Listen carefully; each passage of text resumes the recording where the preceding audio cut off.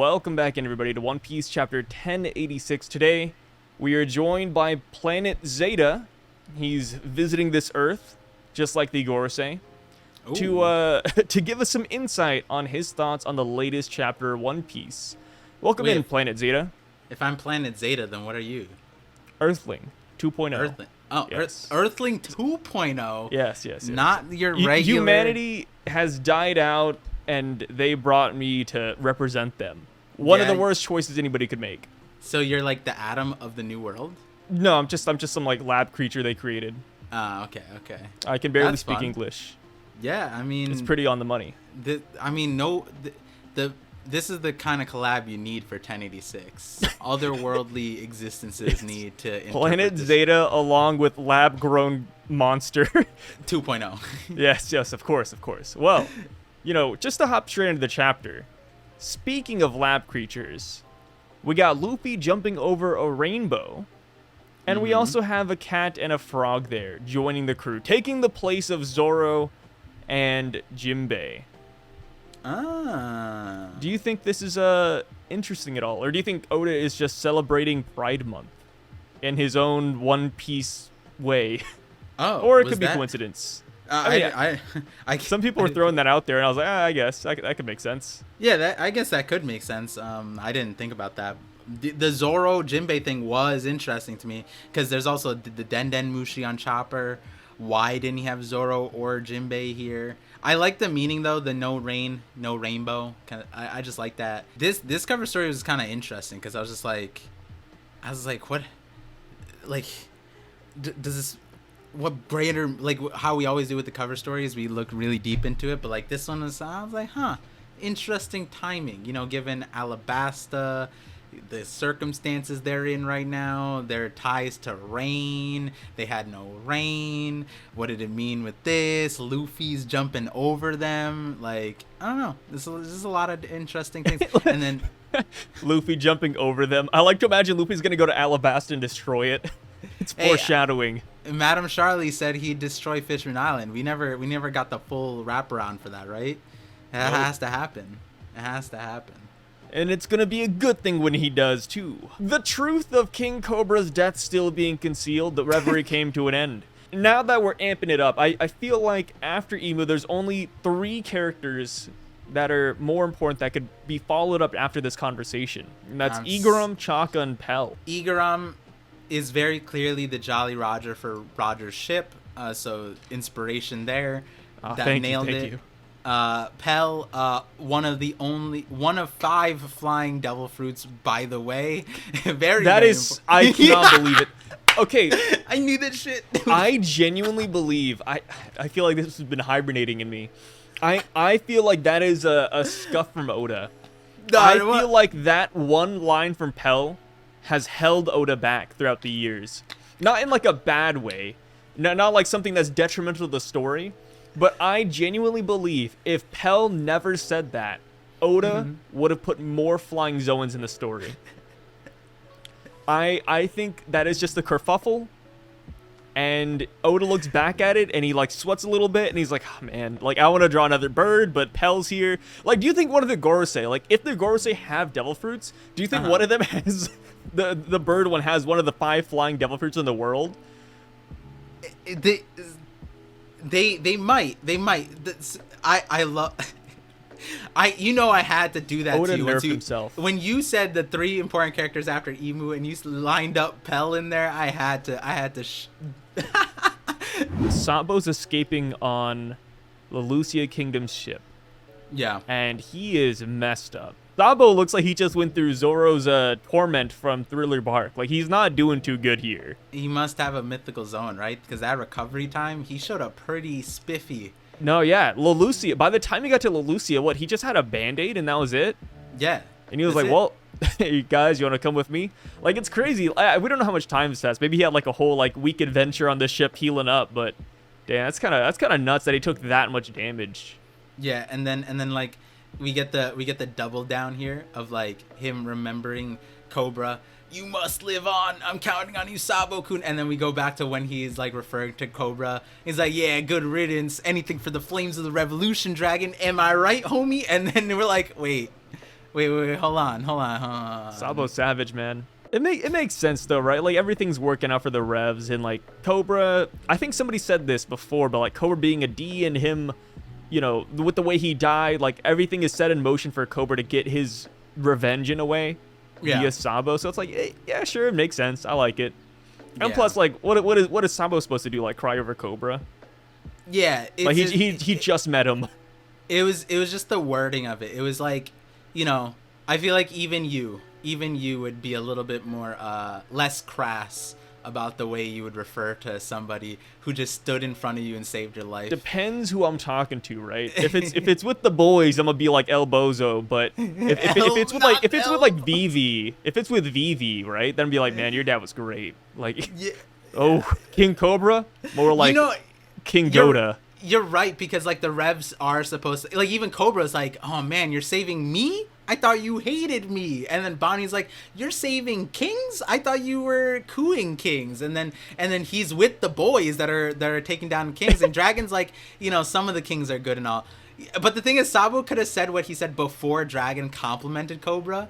But Dragon literally came off of, yo, Cobra was one of the good ones. And then Sabo's like, yeah, peace out, loser, El Bozo. I think Sabo's exact words in the official, they were, it's unfortunate what happened, but I think it's better this way, or something like that. I'm sorry to King Cobra, but this way suits me just fine. Anything that gets the flames of revolution and burning. And then Dragon goes, I like that attitude. And it's like, it almost is like elbows. It just happened, man. Like, you know, King Cobra, yeah, it's a loss, but we still got Vivi, right? Like, he has a successor. I mean, they don't even know, though, because apparently from this, like, Sabo, Vivi never crossed paths, which that was a big theory that people had, including myself, that, like, maybe they do cross paths. But I think, like, at the end of the day, it makes way more sense for Sabo to give this news to Vivi and Luffy, like, at the same time eventually, which, you know, has a few people thinking that, like, Sabo ends up going to Egghead, Vivi's going to Egghead, like, we're going to get the cross guild, if you will, going there. But this chapter, like you said, this chapter, it has a whole bunch, but in the grand scheme of things, only a couple of pages and panels and dialogue text actually matter. And one of them is about the Gorosei. And we cut over to them, and we see that they're talking about Sabo and how they haven't seen a man be surrounded by so many Ds and not live a checkered life. And it's like, all right, cool. Sabo's surrounded by the Ds, and that's just usually how it is, right? It's like the 50-50 podcast. It's like me and you's gender demographic. It is a sausage fest in the One Piece community. We might also have the D. I'm so surprised you didn't make a corn the hub reference here. Oh no, like the Gorosei is like clearly hasn't been on the hub. They don't know about. There's plenty of videos of guys surrounded by the D. I mean, hey, if Sabo does that, low be it for me to stop him. Mm-hmm. Which makes me, like, wonder, like, would you consider Sabo a D by this point? Just based on last chapter in this one? Or no? I see him as, like, an unofficial official D. Like, yeah, he doesn't have, like, the actual D in his name, but, you know, Ace and Luffy gave him the D pass. And then we got this chapter, the Gorosei are kind of like, man, this guy has a lot of D's by him, right? I think it all comes down to what the D means, right? I think I'm with you on the idea that the D is started out not as a hereditary thing. It's like so whatever that meaning is, yeah, I think like if you threw Sabo into the Void Century time when the D clan started, yeah, he'd be a D clan. You know what I mean? If you're asking, like, is his lineage there? I don't know. Probably not. Probably not. Yeah, but then again, it's like, I mean, this is another thing. It's like, there's like, what, 9D clan that we know of, right? And I'm sitting here thinking, like, you know, after 800 years, now that we know that the D, or 900, where Lily existed, she was a D. No matter how you slice it, like, you would have way more D-Clan members in the current timeline after 900 years. Like, it's like the thing, I mean, not Genghis Khan isn't the thing, but maybe Genghis Khan is the reference here, isn't it? I'm pretty sure, hold on, Genghis Khan butt tattoo, there was like there's like a birthmark. What, the Genghis Khan tramp stamp? What are you looking up? No. Yo, my search is crazy. So okay, there's a birthmark that this might be a myth thing. I don't know. Oh, I know what you mean. Never mind. Yeah. There's a blue, it's called the blue birthmark, which you called it the butt mark, and I was like, what? The butt tattoo? What's going on here? Yeah, I'm pretty sure it shows up right above your butt. That's why. As a newborn, it shows up blue.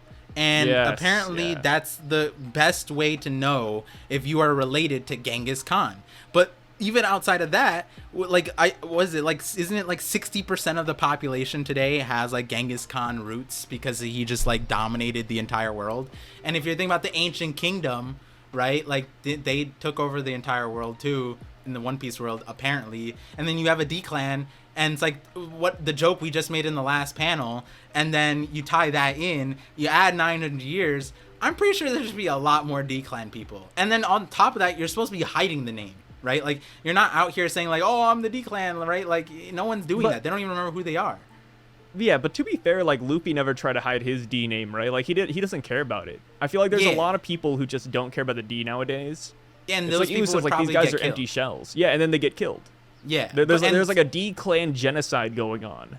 And but that's like the larger point, right? Like, if they don't know the significance, right? Like, if you didn't know, if you had, like, if your dad's named D and your grandpa's name's D in between, and like they didn't name you D, and then like you don't know the meaning of D, and you're not necessarily gonna name your kid the D-clan thing, right? So it's like, well, if it's a middle name and it, like, they just kind of inherit it, right? It's like a last name. Like, you can't really like fight against the D.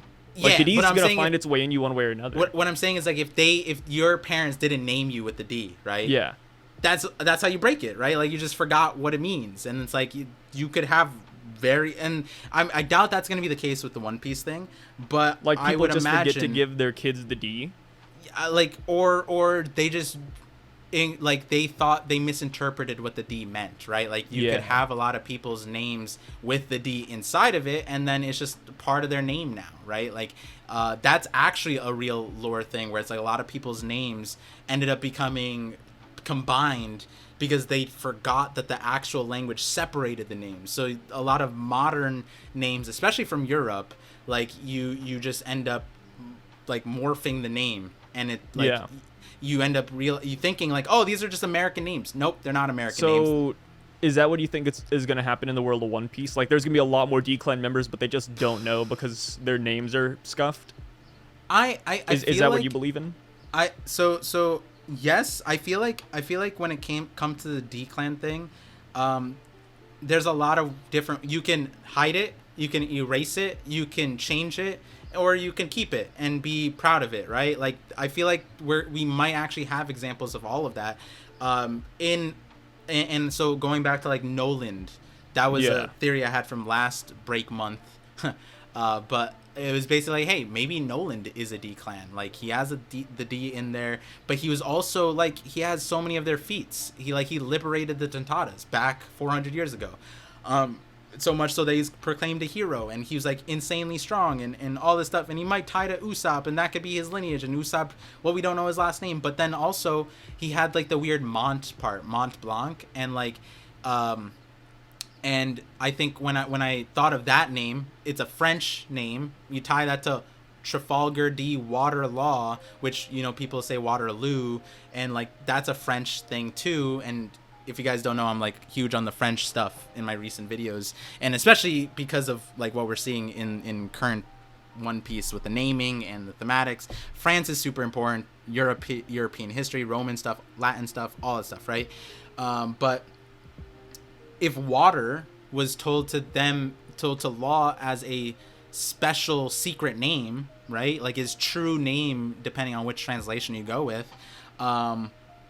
then maybe someone else is just going out there without that knowledge. Maybe that's why I made a short about this.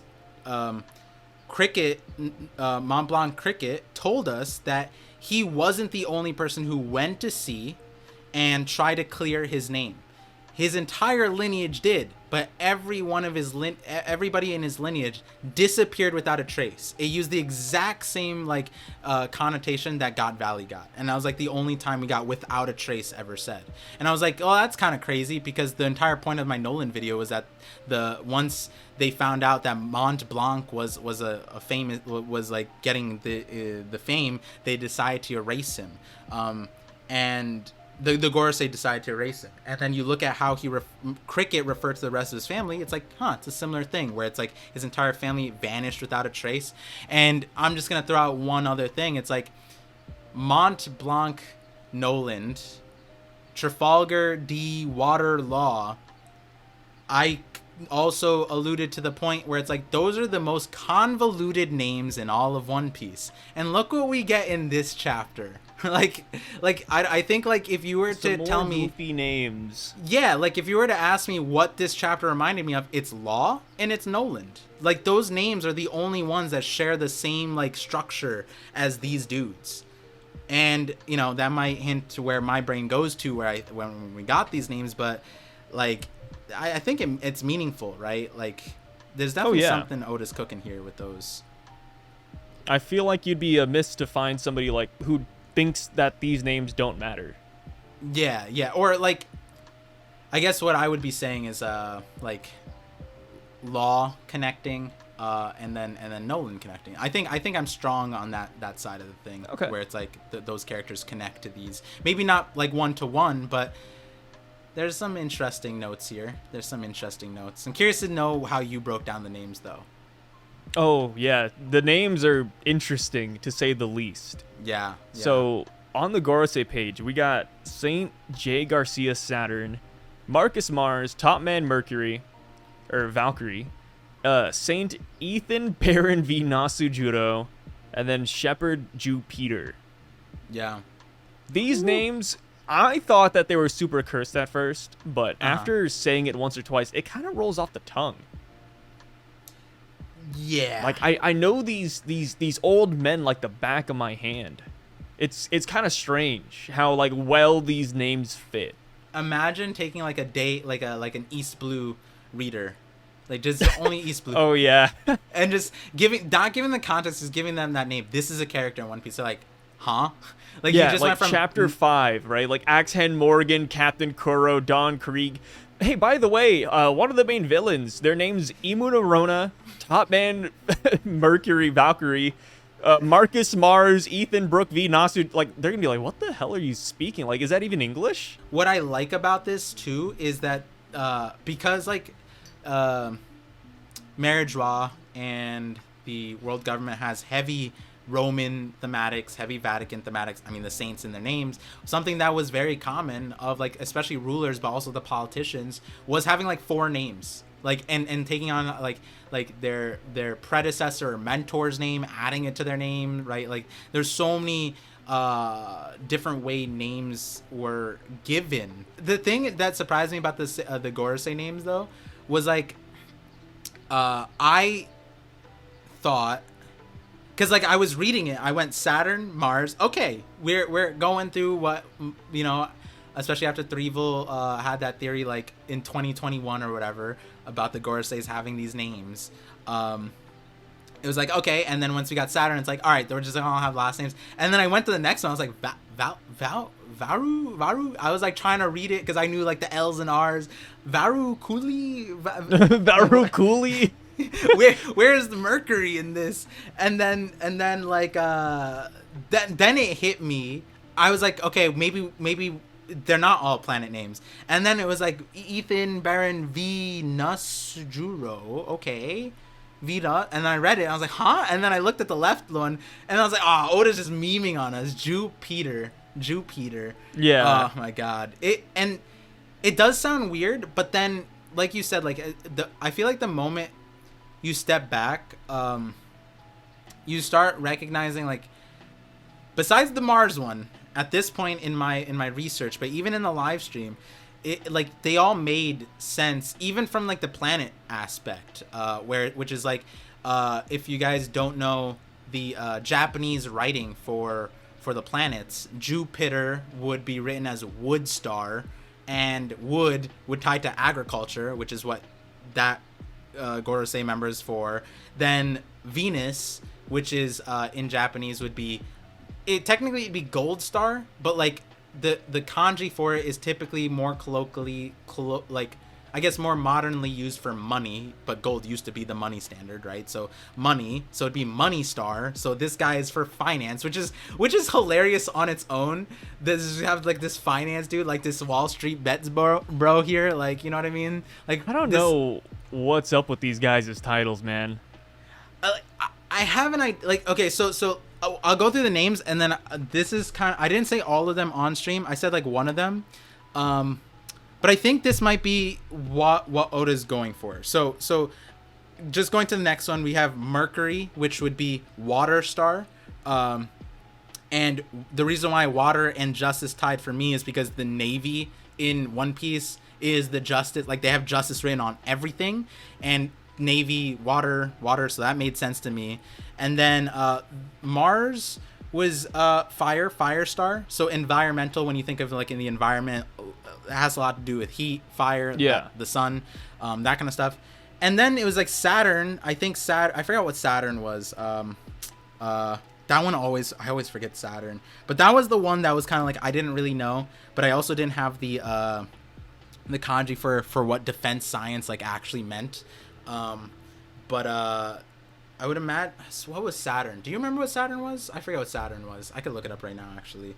Like in terms of like the Japanese meaning? Soil. It meant earth, like dirt star, earth star, soil star. So like defense science. But then so then here's what I remember now. Defense science, I think it directly translated to ring boundary. Like I was kind of like, maybe that meant like immigration, like maybe like kind of like border control. Like I was thinking that. And so it'll make sense why I thought that after I go to like the Mercury thing. So the first thing that I thought of with the Mercury, this guy, was that if we go back to the Void Century and we think about like all the things that we know of the world government now, they have to be started by somebody. And so the Navy was started by Mercury. Like he probably created the Navy, like the entire Navy like organization that was started by Mercury, which is why he's the justice god, which is why he's the water god too. So that would be Mercury. And then the reason why I thought that was important is because we still don't have the explanation for the gates of justice.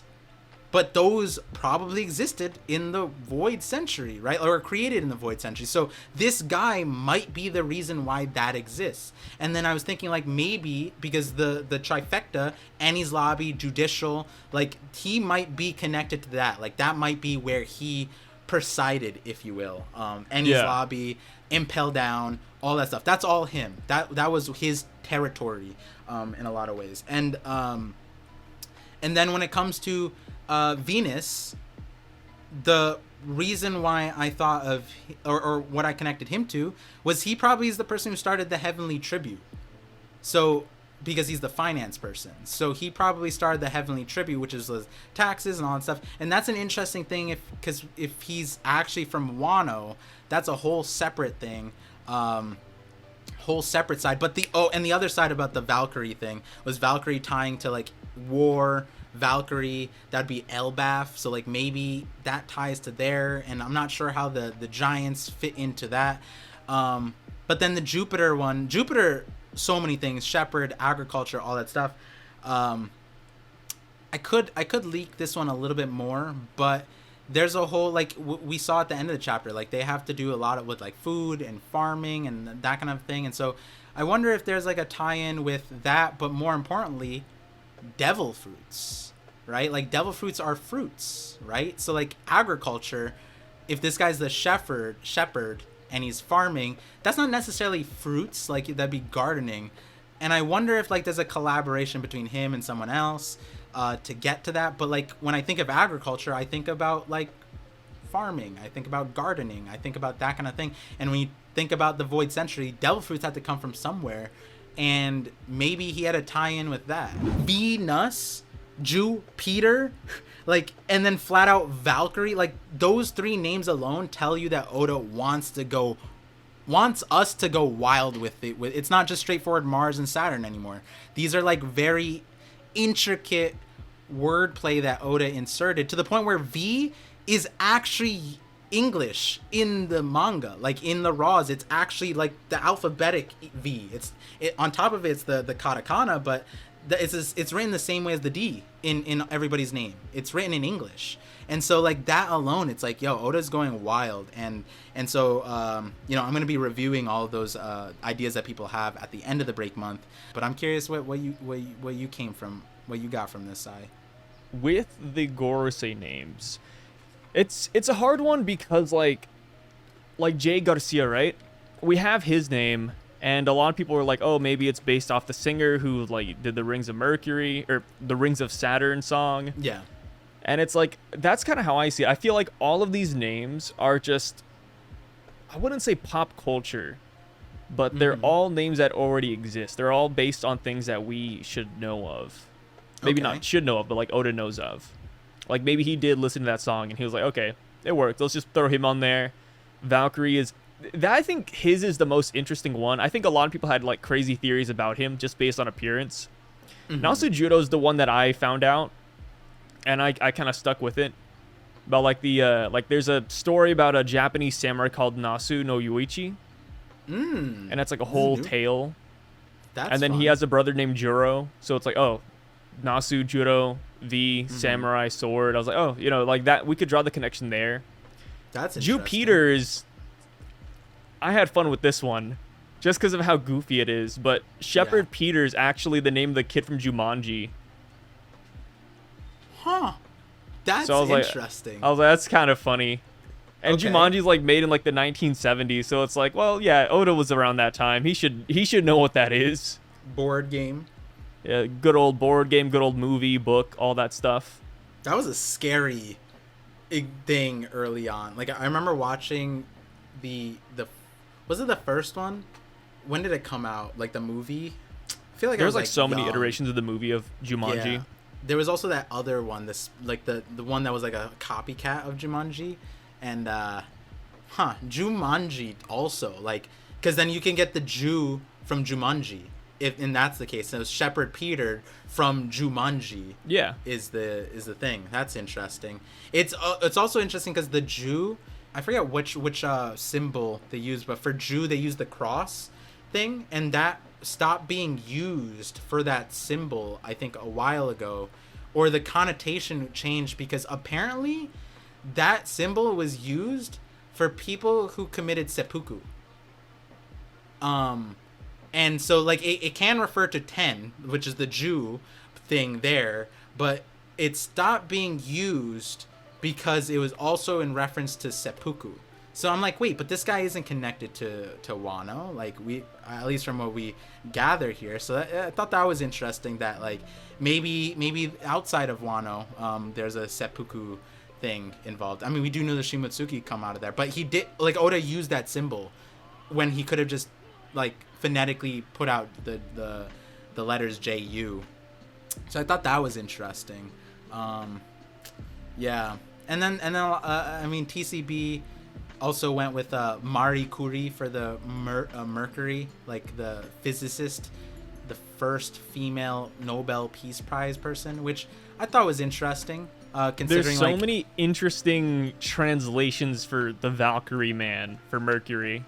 Yeah, that one is weird. It's also weird because Marie Curie is a female, and then Valkyrie is also female. So it's like there's like a interesting thing for like what this character is. I'm looking at another translation, and they call him Valkyrie. Yeah, like, and it's like bro, like all of the other names are like 1-to-1, like everybody's on the same page, and then for Top Man, it's like nobody knows, man. Like, it's like Voldemort. We're just avoiding the real name. Whenever the officials come out, we'll know for sure. But so when you talked about it, I could see that you kind of at least alluded to the fact that you think that these guys are from the Void Century, like they existed 800 years ago. I think there's a strong possibility that they are. We have to get more context on the last guy in the chapter, because there's a debate about him, and depending on him, that might change my idea.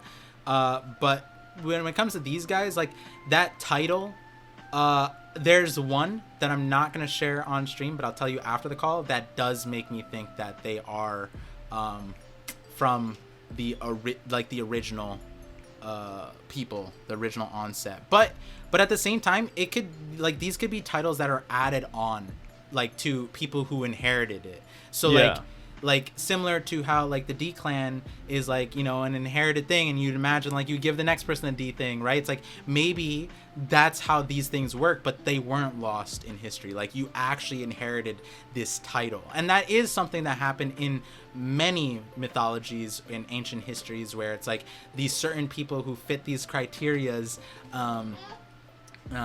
would sorry, my son just said hi, but where it's like, I forget which one it was, but I think even not Nero, but there are a few Roman titles that you just added on, like you did a few things, or you got the throne in a certain way and you were given a title. And I think that could be what some of these names could be. I don't know necessarily, but at least agriculture, finance, justice, environmental, defense science. I think what I mentioned before about like that role existing in the Void Century doesn't necessarily need to mean that these guys are still doing it. It could be that that was what their role started as, and that's what these guys' jurisdictions are now. So Heavenly Tribute, that's this Gorosei. Agriculture, like maybe that's why the Celestial Dragons have so many devil fruits or something like that. Justice, like that would, this guy might be the one who talks to the Navy more often. Like in terms of, I remember seeing, it was either Tekking or Artur extrapolating that the Supreme Commander Kong has to talk to the Gorosei. And it could be that him and Kong are talking, like I don't know. And then the defense science, like, hey, we are actually seeing that this guy is the one who's going to talk to Vegapunk, right? Like, in directly interacting with the science stuff. So, like, there we have, like, whether this was always his role, or this was his role that was inherited, right? Like this is just his job description, right? That might be why, because, like, we made a joke earlier in the calls, like, did he, I was wondering, like, did this guy draw the short end of the stick or whatever when it came to who had to leave their senior citizen center to go to Egghead? Well, no, now we know that this was his job description. Defense science, going to Egghead, that's exactly what he would be there for, right? So all that is really interesting. And then we get overlaid, like, another interesting thing, which I'm curious about. I'm curious what you think, because I kind of interpreted it like this. Did it feel weird, their dialogue in this panel? It kind of felt like they were completing their, like, sentences. You know what I mean? Like, I feel like it started out, I humbly request your patience in the meantime. Sure, that's a complete thought. And then it goes to Mars. The Lucia citizens have shown sparks of rebellion recently. We may be able to make an example out of them. If we could one day use this power freely, ... we could instantly snuff out, and it was like a continuous sentence. And I'm like,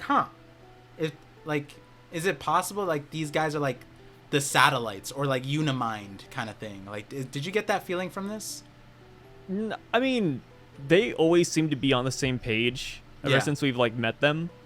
So I don't really get, like, the hive mind thing. I feel like they're all different, but they all, like, have to follow Imu's will. So they're all, like, you know, just going forward with this conversation. Like what else could they really say, right? Like, oh, Imu, nah, let's not do it. Well, that was a thing that I remember I asked you, or we talked about before, in terms of what I talked about with the Holy Knights. And I was saying, prior to us knowing about the Holy Knights, my analysis of chapter 1053 was that the Holy Knights were taking the role of judging a celestial dragon, which would mean that they would have to be a saint, and then they could pass on judgment onto a celestial dragon. So the only people that could probably do that is, like, a higher ranking celestial dragon, which, you know, spoilers for the end part, we kind of get an understanding for.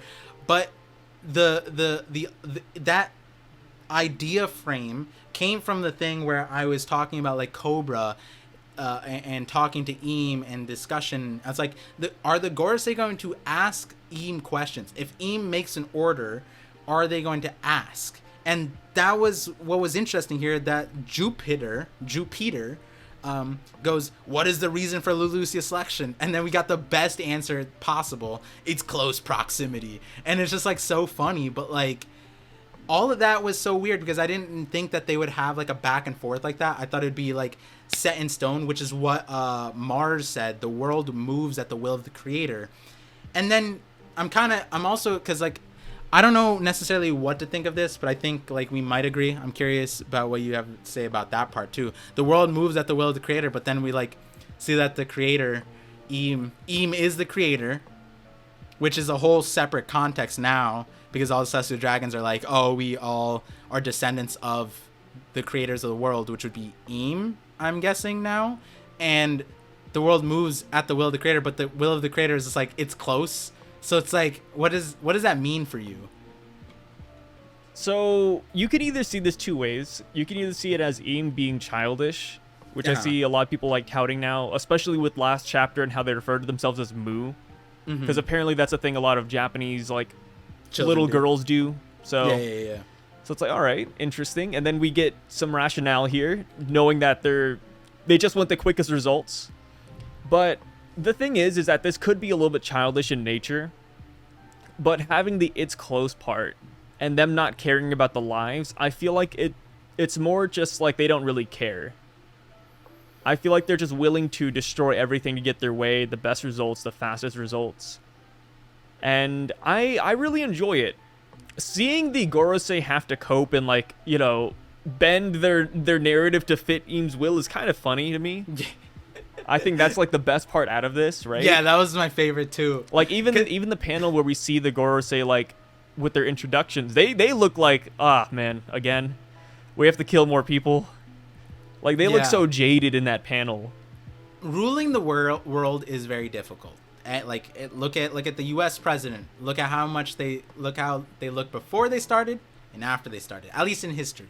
You know, it ages you. It ages you. And now you have a bunch of decrepit old men. You know, we're not going to Biden blast this section. But, you know, we have these guys who are, like, almost overthinking. Like, every single time they show up.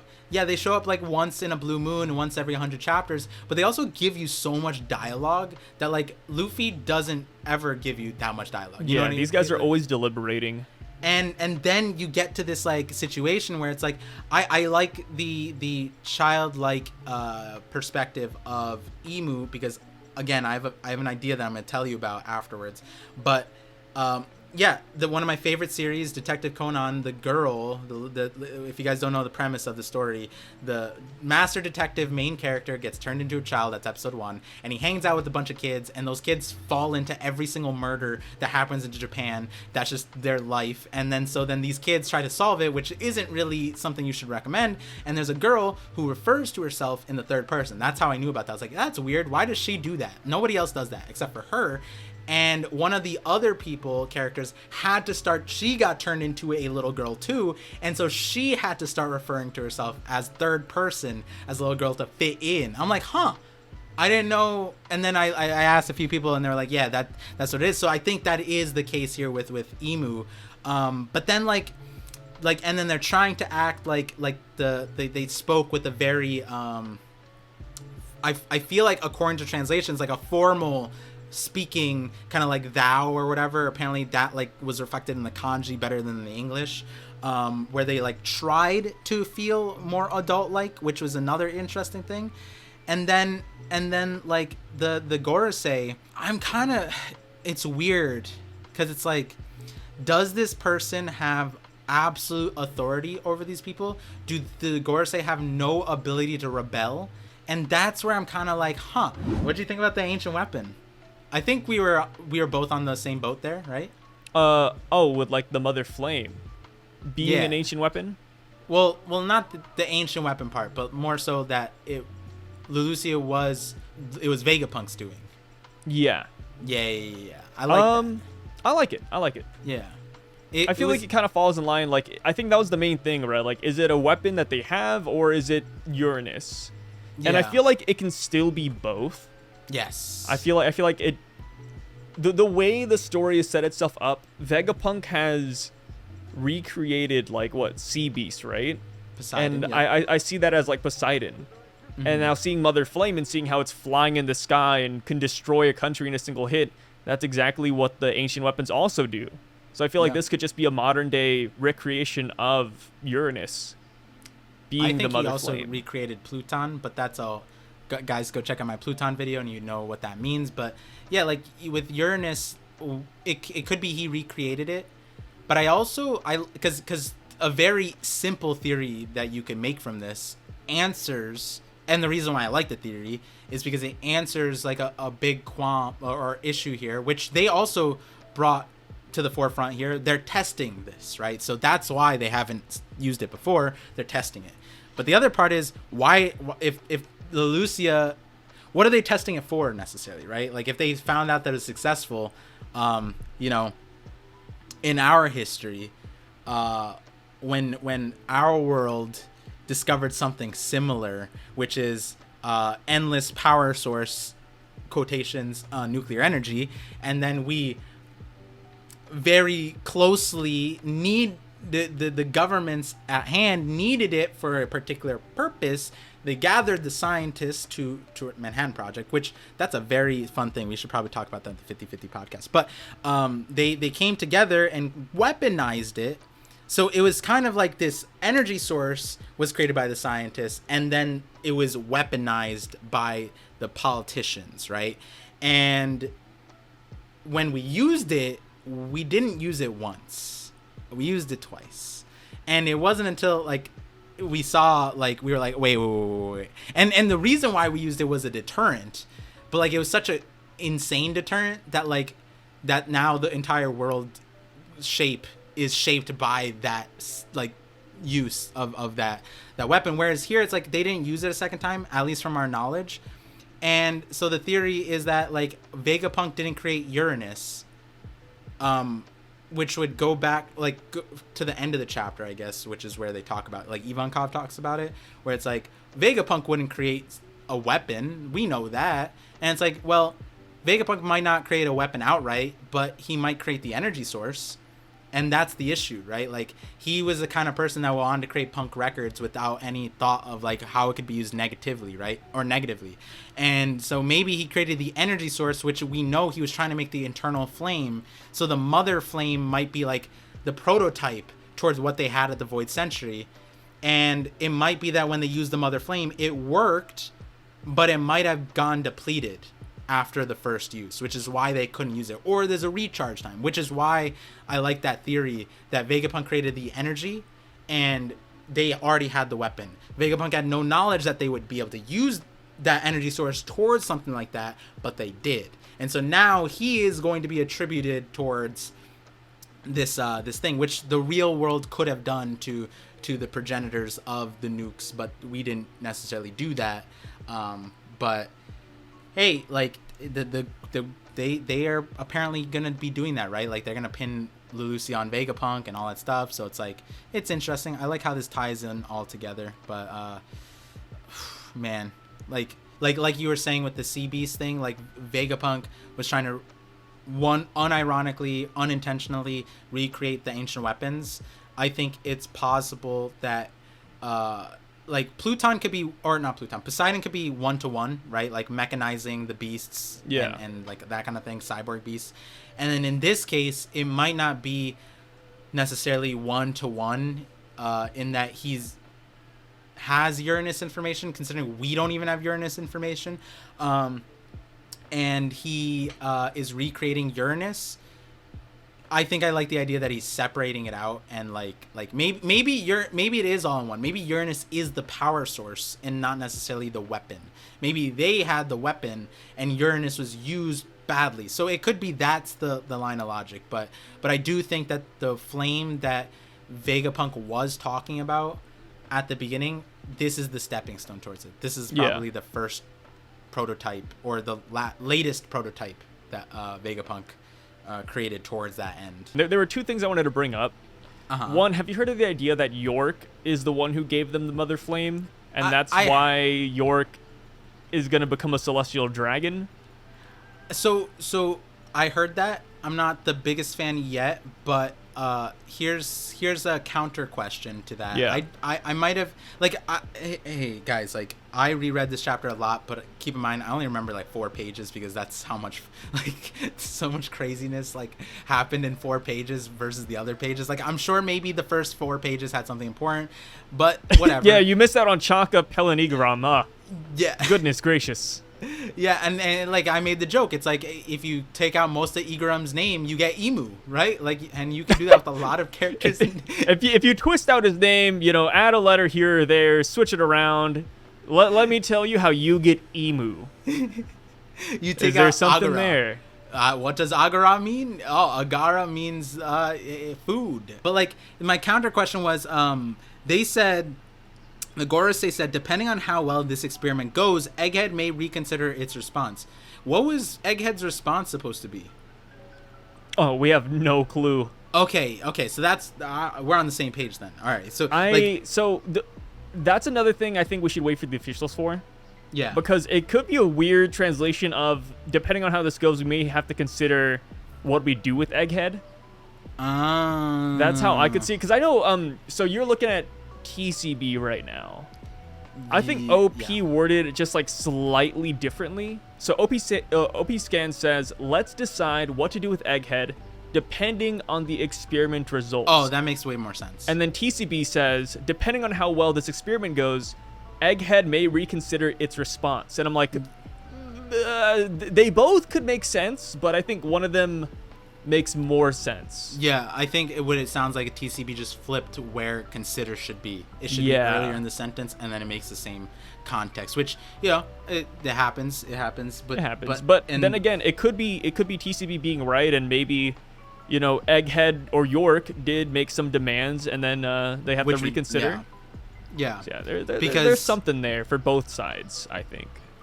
Yeah, because the other part of it was at the end, the last chapter we left Egghead, they were having the conversation with York, but they were conversing with Egghead. That's how they referred to the person on the other end of the phone. So it could be Egghead may reconsider its response. So it's like maybe there was a back and forth that we're just not getting, right? Because we also know that York knows that the Celestial Dragons are not on like the York knows that they're not going to be able to join the Celestial Dragons, so they had a contingency plan, right? So maybe there was some missing dialogue, which completely fair.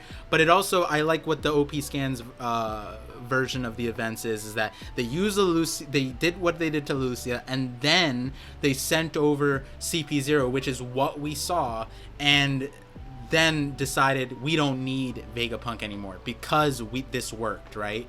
Yeah. I could see that works. It's interesting because, like, for me, and maybe you're the same way, when I test something, I don't test it one time. I test it twice, 3 times, make sure, and then like and then I hit the Amazon like, I need to return this or whatever. Sometimes I'm less charitable and whatever, if it's broke the first time or I open the box is broke, just send me a new one, that kind of thing. They're like, oh, it worked, let's do it. But then how do they know if it works again? Like, they have to have some kind of understanding of whatever they're using to like, yep, this is it, this is perfectly it. And then also Vegapunk just handing over like now when Shaka says like, I'm going to die, right? Like, it's like, yeah, I mean, you handed over like a nuke, right? Like, why would they need you? What if the reason why Shaka thinks they're gonna die is because they heard about Leloucia?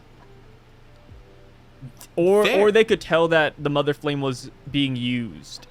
So like I think that's probably it now, right? Like, I think it's like, oh, that's what this was used for. I'm going to die, right? Because we saw that was the fallout of the events. Now my part of this is like, maybe not Stella, I don't know, but Shaka, like, contingency plan, you know what I mean? Like, there's no contingency plan as far as we know on this thing. Like, yeah, like in the real world, Einstein couldn't do anything, but the scale and scope of what they involved Einstein in was so grand that like the world government, the governments at hand, like they made it so that it was very difficult for any individual to have any rebuttal in the process, right? Whereas in this instance, Vegapunk has all the rebuttal, right? Unless we find otherwise. I mean, they were out here like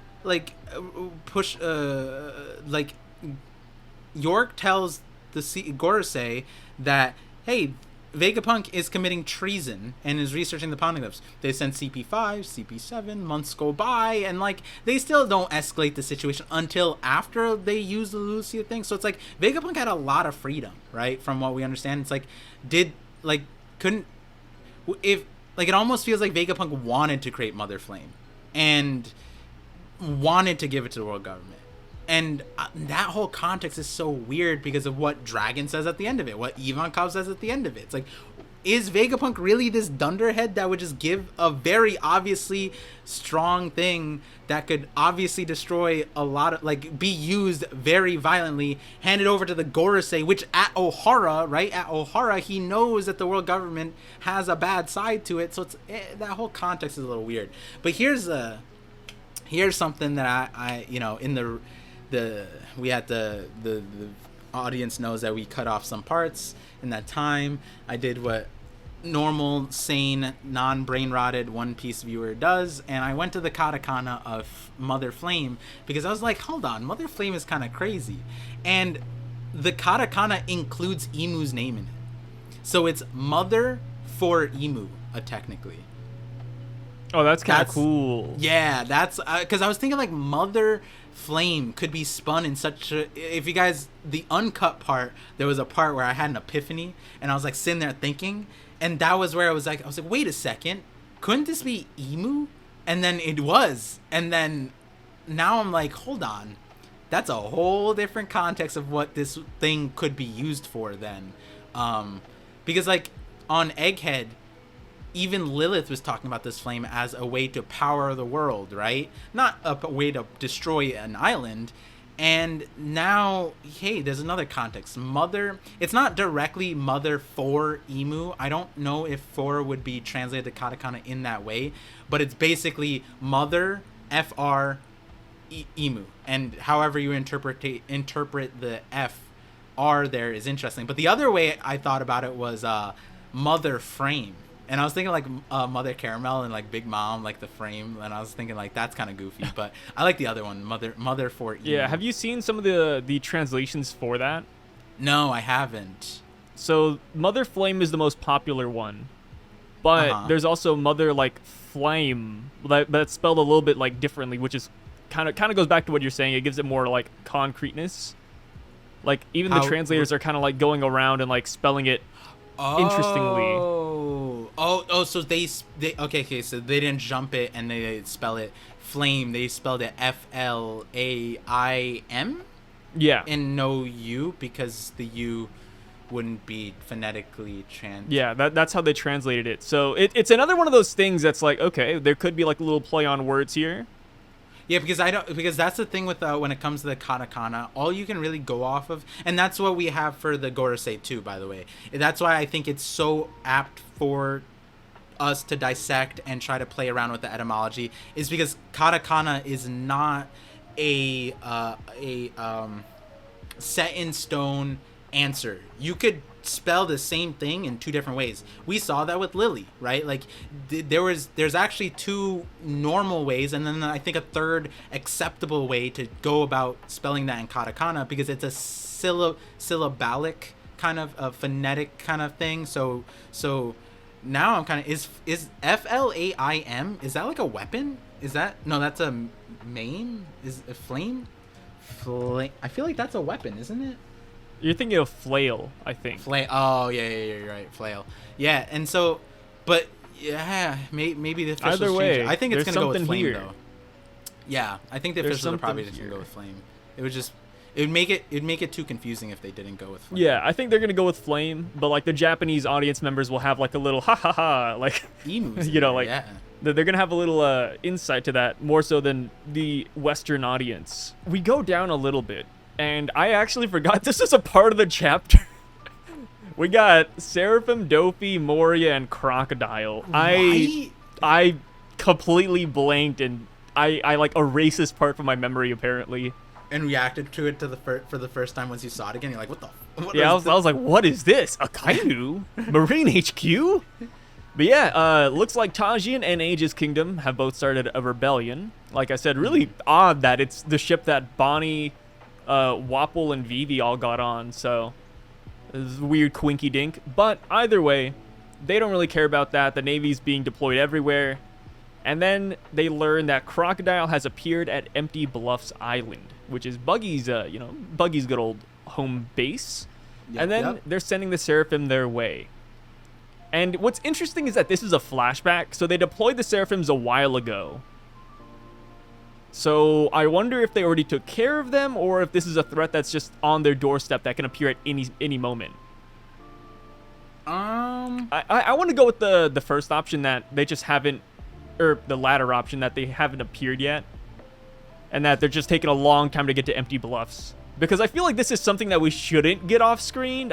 If the fight gets off screen, that's one thing, but we gotta see it. We gotta see these Seraphim get destroyed. I could be misinterpreting the panels here. The Kingdom of Tajin and Aegis Kingdom are both rebelling, and then so when we see the Marines going out, they say deploy the Seraphim. Crocodile was spotted on Empty Bluffs Island. Is the Crocodile was spotted on Empty Bluffs Island like they were sending them to Crocodile? Oh, I guess that would make sense, because they sent Boa and Mihawks to Boa. Okay. And then so they were planning on sending crocodiles to Crocodile along with these other two. Oh, I just thought about this. What? We were all wondering where Smoker went. What if Smoker is taking these Seraphim to Empty Bluffs? He was commanding them? Yeah, because Kobe was commanding the Mihawk and Boa one. I think this might be where Smoker's at. And Smoker and they're gonna say, yo, Smoker took down Crocodile before, he can do it again. Because that's what the Navy, some of the Navy believes. No freaking way. Smoker, Dopey, Mori, and Crocodile Seraphim versus Crocodile, Mihawk, and Buggy. What a match. See, the problem here is, but I put up a poll, and I never told anybody why, but I did on the stream, which is the... Just a mystery poll. Yeah, I put Mihawk versus Sengoku, current Sengoku. And, no surprise, everyone thought Mihawk would slaughter him. And the reason why is because, I was thinking very briefly of the theory. If it doesn't make sense, I explained it much better on the previous stream. I don't even know if I'll have the time to make this video before maybe we find out what happens here. But now, because of what you said, maybe I changed my mind a little bit. But I was thinking that since Luffy took down Kaido, right? That gives him the Kaido Big Mom. That gives him the notoriety of a Yonko, because he took down two of the previous ones, and he's being attributed to that. And then we have Shanks, who already has the clout of being Shanks and stopping Marineford War and being Shanks, and he doesn't need to be anything else besides being Shanks to be a Yonko.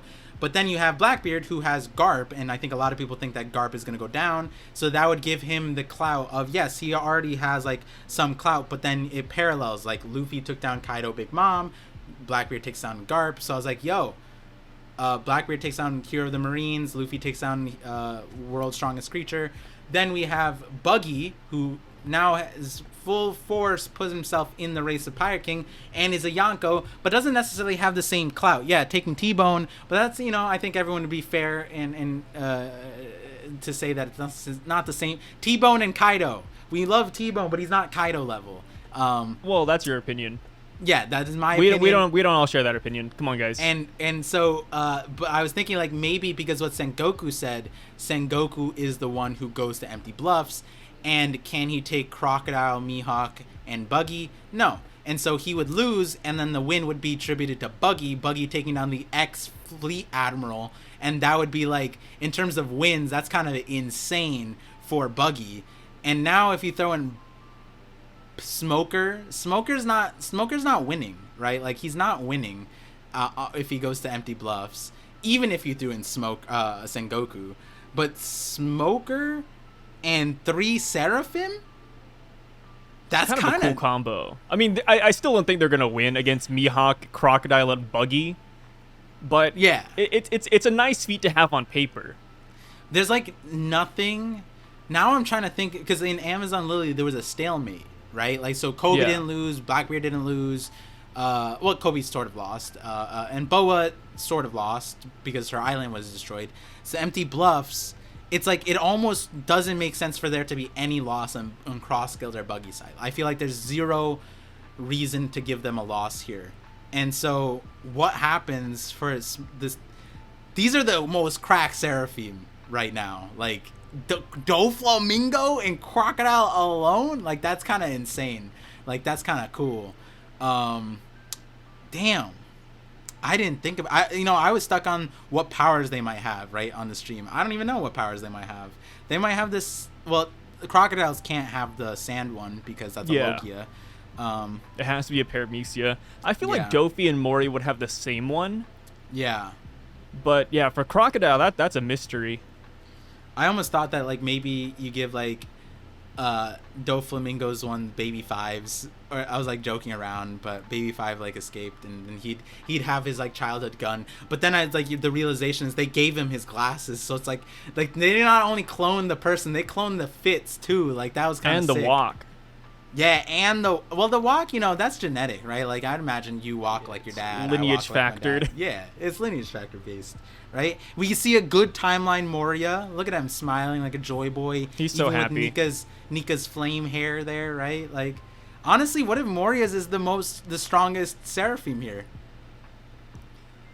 I mean, he could. I mean, Moria, what? He clashed with Kaido back in the day. He could be the strongest Seraphim. He could. We never know. He has the potential. He has the potential. As long as he didn't as long as he kept on training, I feel like he'd be a menace right now. But he kind of stopped. He gave up. Yeah, this is a giant pre-Kaido Moria, right? Because these Seraphims are also giants on top of being Lunarians, right? So it's like, are they? Yeah, I'm pretty sure they're also like super huge. I'm pretty sure. Like, because the kid Jinbei one, they said that he's the same size as normal Jinbei, but he's a baby Jinbei. Did they? Yeah. Oh, I didn't even giants. know that. Yeah, all the Seraphim are bigger. I'm pretty sure. I'm like 99%. That's sure. fair. Yeah. I'm like I'm pretty sure. Which is weird for the S Bear, but S Bear is weird for so many different reasons, because it's like not Kid Kuma. And it's not adult Kuma, but he's also like dwarfing everybody there. But I'm pretty sure it's like 1065 is when they say like the Jinbei Seraphim is the same you're right. size. He's just as big as the real Jinbei. Yeah, which wouldn't make sense for Kid Jinbei to be the same size as Big Jinbei. So damn, that's kind of nuts. He's just the big kid then. What the heck? Yeah, that's why I was the Boa. I think we saw it again with Mihawk when they were clashing, I believe, with Zoro. He looked bigger or something like that. I forget. The Mihawk Seraphims look bigger than Zoro. Yeah, like there was I think that's when it hit a lot of people. I think that's when because I remember I was talking about how like the Lunarians, Neomads is gonna have like not Neomads. This is before Neomads was even confirmed. It was like we were talking about how like if Queen, I mean Neomads, not a prediction. That wasn't a prediction, but like more so like all the mad scientists outside Vegapunk would meet up, and then Caesar and Queen, or Caesar and Judge, between them they would have giant super soldiers, and then countering the Lunarians, who are giant warlord Lunarian super soldiers. So it was like it was a whole conversation. But yeah, they're all giant, which is like, I don't know what that does, because like Zoro is clashing with them and the guy is sweating. But when they're older, insane for sure. You think they're gonna be like actual giant size when they're adults? Apparently so. Maybe that's their lifespan is cut, right, or something like that, because apparently that was like Caesar's giant kids couldn't live long. Vegapunk probably solved the problem, but like maybe it's a shortened lifespan as opposed to a natural. They know it suck. Not only do you have to like listen to everybody who orders you, but you're also like have a shortened lifespan. Yeah, maybe that's why we only see kids as the Seraphims. Maybe it's because the other ones died. That's cursed. Oh man, it was more cursed that I laughed after saying that the other ones died, and I just like broke out into a psychotic laugh there. But yeah, I agree with you. I the Seraphims, it's crazy that because this was a fever dream. This is a fan theory that there was an S flamingo, S bird, S lizard, S crocodile. I feel like it was a fan theory that made a lot of sense. Like, if you're gonna have the other warlords, why not have these guys? And the main reason why you wouldn't was probably just because maybe they're bad. Well, I think inherently evil. I think the biggest detractor was the stipulation that Vegapunk put on, which is money, which was like the common theme of like, I'm not working with the Revs because you're poor, and then like and then I need more money, and then it's like, well, he made 4 of them. Like, can he make more? Would they be more? Because that goes back to what you were saying here, which started the conversation, is like, why aren't these already back at Egghead if the other ones already, if Amazon, if like the timeline matches up, but this is at the end of the Reverie, then right, like, these, where are these guys? Are they and then we see Cross Guild, right? Don't we see Cross Guild like after the Reverie? So it's like, when did these guys, what are these guys doing? Like, I feel like Empty Bluffs Island is just super far away. Maybe they weren't going towards Empty Bluff. Maybe they were sent to Weevil, because Weevil, we know, was actually taken. They sent 3 for the young Whitebeard one. That they thought it was necessary. I don't know. So, maybe. And then they just like didn't cross paths, or what? What do you mean didn't cross paths? Because Ryokugyu is the one who captured Green Bull. But we didn't see the fight, right? Like, we didn't see like Weevil. Did we see Weevil getting defeated? We didn't see Weevil getting defeated, but what happened was, okay, so timeline wise, we have them deploying the Seraphim, right? We don't like. I would assume they're sending him towards Crocodile because they say deploy the Seraphims, Crocodile's been spotted. So logically for me, I connect that to one event. But you're trying to say that these guys might have been sent to Weevil, but for Weevil's situation, he showed up at Sphinx Island, and that's where Ryokugyu went. Right. So you're saying Ryokugyu met up with the Seraphims over there, or Ryokugyu like picked him up and then he went over there? I think it's interesting because this flashback is this flashback is during the Reverie, and when Ryokugyu goes there, it's after the Reverie. Right.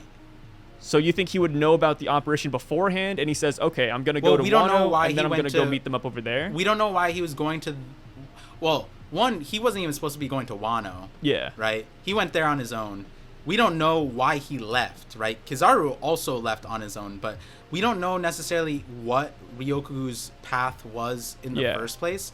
Maybe he was already on the ship that was supposed to have these guys. But the other part of it is, I find it interesting, because if these guys, like, went to Crocodile, we know that Crocodile defeated the fleet outside of Empty Bluffs, which... Does that mean he dodged the one that was going towards him?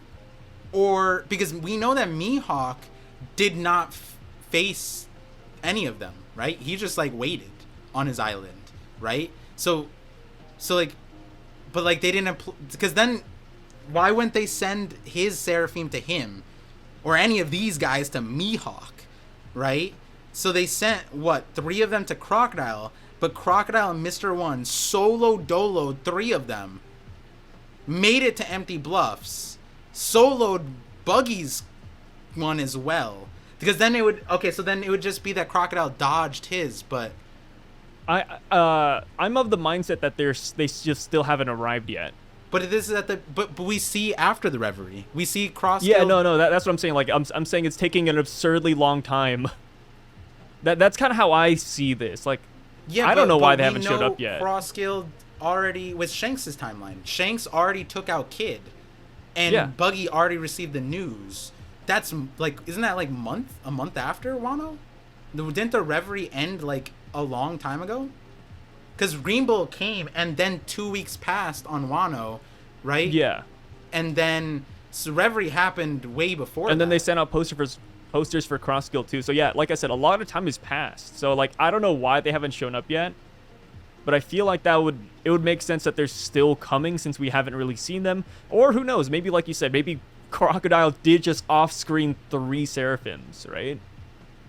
Crocodile was spotted on empty bluffs, so they're going to buggies. They never went there. Or they never showed up yet, yeah. Yeah. That's weird. And then it's also weird because then Sengoku says, is this before or after? Yeah, is this before or after they sent 3 Seraphim there? Because Sengoku, after Garp already goes, says we should take them, yeah, like what you said, like we should take them not lightly. But if that's after they sent 3 Seraphim there, that's not taking them lightly. Okay, yeah, timeline's kind of wild. Yeah, I guess maybe they got caught in traffic. That is my headcanon. I'm like, they got caught in traffic. Your logic makes the most sense of that they're still on the way. Were passing by. But it also makes maybe they get rerouted because the 100 ships are headed towards Egghead. Maybe that's like part of the play here, that like these guys got rerouted because Buggy at the time wasn't a high priority, considering what Sengoku said. So then maybe they're a part of the 100 ships. That could maybe make sense. I could see that. Yeah, because then that would explain why Buggy never had to face. But if that's the case, then that means that. I feel like Cross Guild just needs a feat better than Old Man Beat T-Bone. That's why I want Sengoku to go there. I could see Sengoku going there, but I like the Sengoku route and then give the because. Yeah, but they would still beat the Seraphim. I feel like the Seraphim are still on the way. I feel like the timeline's just a little bit interesting. Or maybe Empty of Loves is super far away. We don't really know. Yeah. Yeah, maybe is Empty... I feel like we know where... Nah, we don't. Well, we can't judge based off of... Yeah, we don't know where Empty Bluffs is. All we know for sure is that Marine HQ is... What is that? Like, that's at the red line now? Yeah, it's on the other side. Yeah, so it could just be a really far deployment. What doesn't Akainu says like with the Kizaru thing, and then I'm forgetting the lines, but I feel like Akainu's might have rerouted people. But I'm just going off of memory. I feel like a word reroute. There's 2 chapters. There's either the one where he realizes that Luffy's there, or it's the last chapter. What would that be? 1077? I think that's 1077. Where like the narrator's there, and then we see all the people going towards Egghead, right? Is that 1077 or is that 1078? That's 1078 then. Let's see. 1070. Okay, it's here. Yeah. We see Kizaru. We see your favorite Marines. Reinforcements were requested from naval bases far and wide. So they did say, like, they put out a request to get reinforcements mid thing. So like Kizaru and Saint J were already there.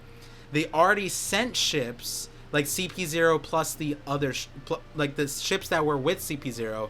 And then reinforcements were requested from naval bases far and wide. And it's all about you reporting. That in that situation, it's like you opt in or opt out, right? Like if you have a prior thing. So I think maybe that does open the door that maybe that's the reason why they didn't show up there, because they got rerouted to Egghead. Could be that. I could see that. But either way, even if they did get rerouted, the timeline would still be kind of crazy, because that would mean that they'd have to be like stuck in limbo somewhere and then get rerouted. Yeah. Because so much time has passed. But yeah, I don't know. Yeah, because I was gonna say like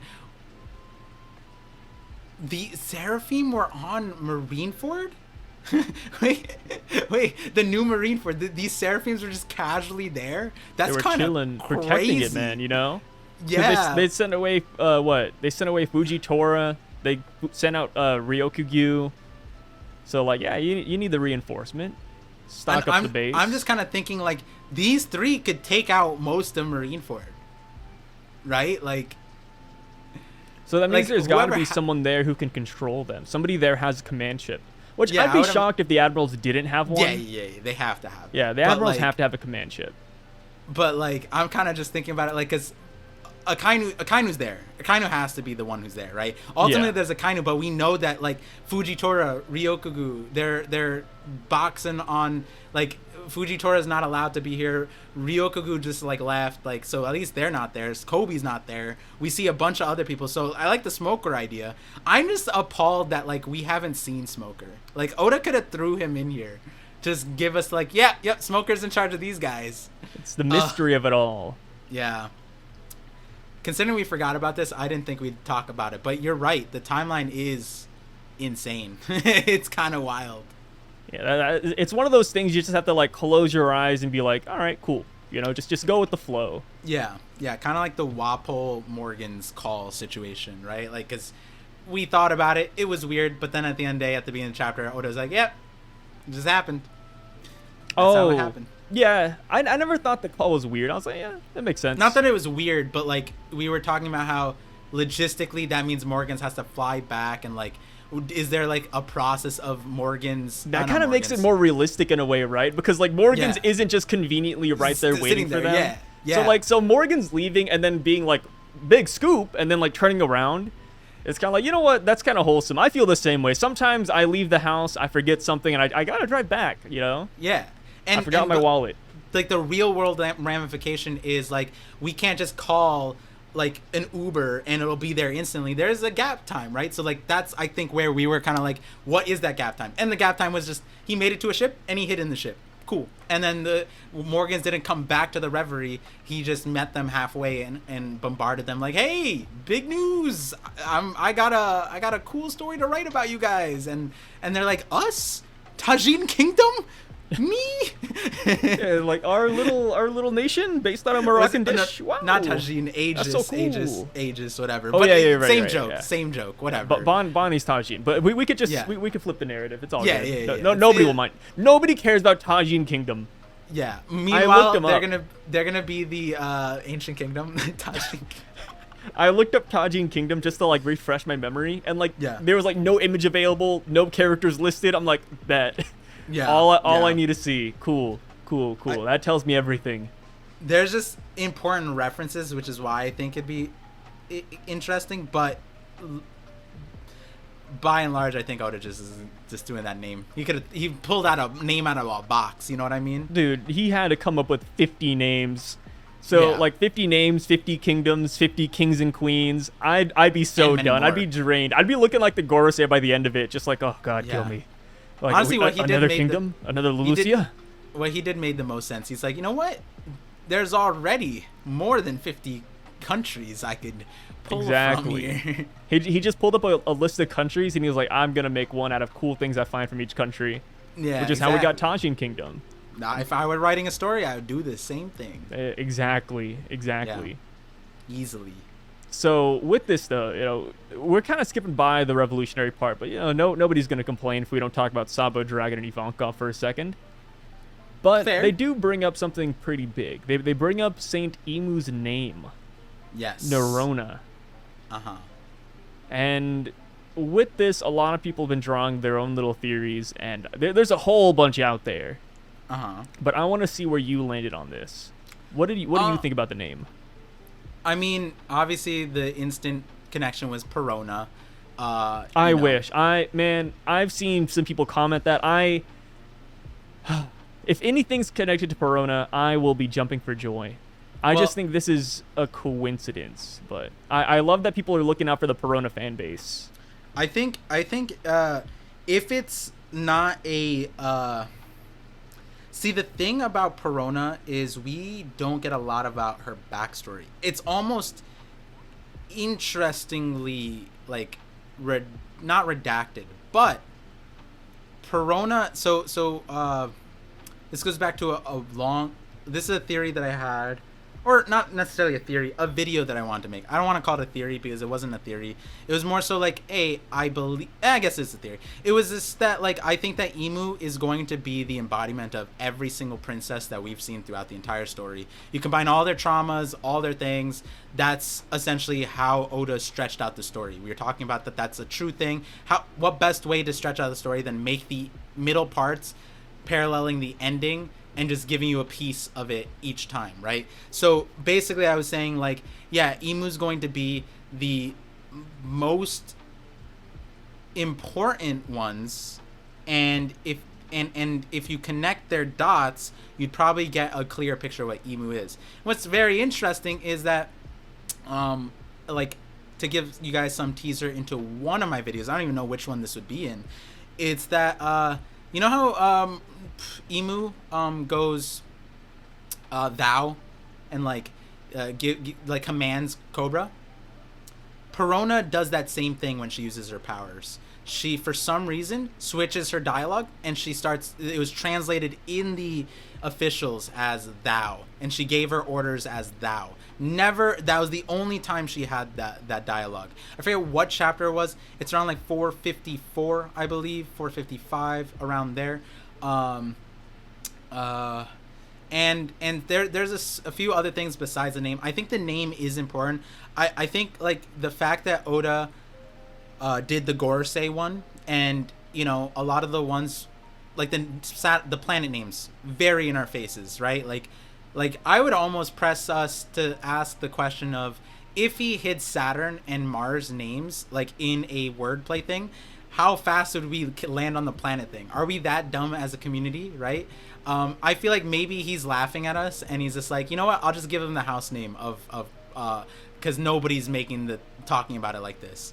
And maybe he did give it to us. And I think the most important thing was the house part. Like, that actually says a lot, because there's a certain part of the world that used houses a lot more, and Japan did use the thing house, but they used it when they used it in I might be wrong in the thing, because they had what's called a mon is a crest, so every clan had a crest, and that's what it was referred to, as a clan.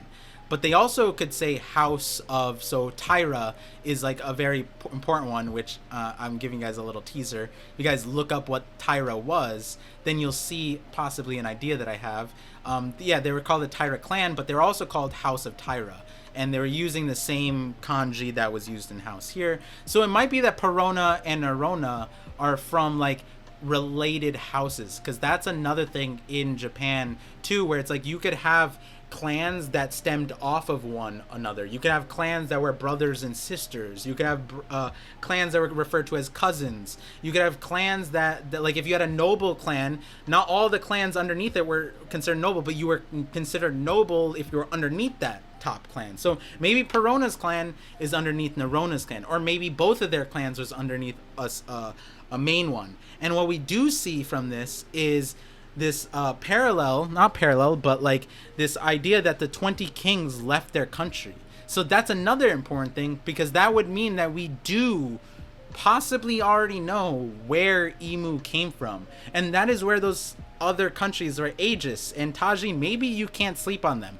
I'm gonna go on a limb and say Tajin is probably not the one Imu's from, but maybe I'll eat my words, and maybe that's the one Oda ties it to. But you know, the first place to figure out is, where's Perona from? Where is Imu? Maybe that's where Imu's from. And interestingly enough, there's two things we landed on in the well, this is my first thoughts. So after the chapter in the live reaction was, when you look at the Perona was said to be from the West Blue.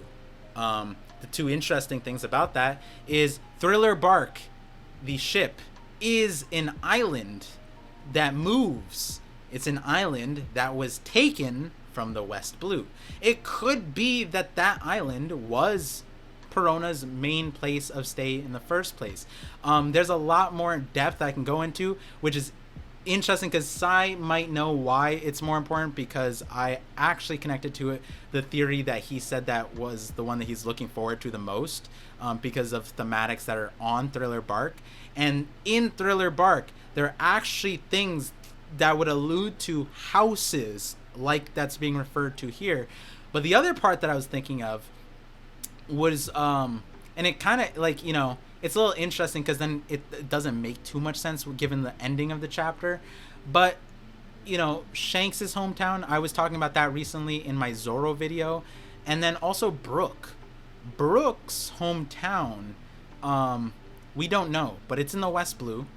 From memory, I might be misremembering Brook's one. Brook's hometown, Brook's is in the West Blue. Brook's hometown, we'd never seen it. He's never shown us, but he's like predating the God Valley timeline.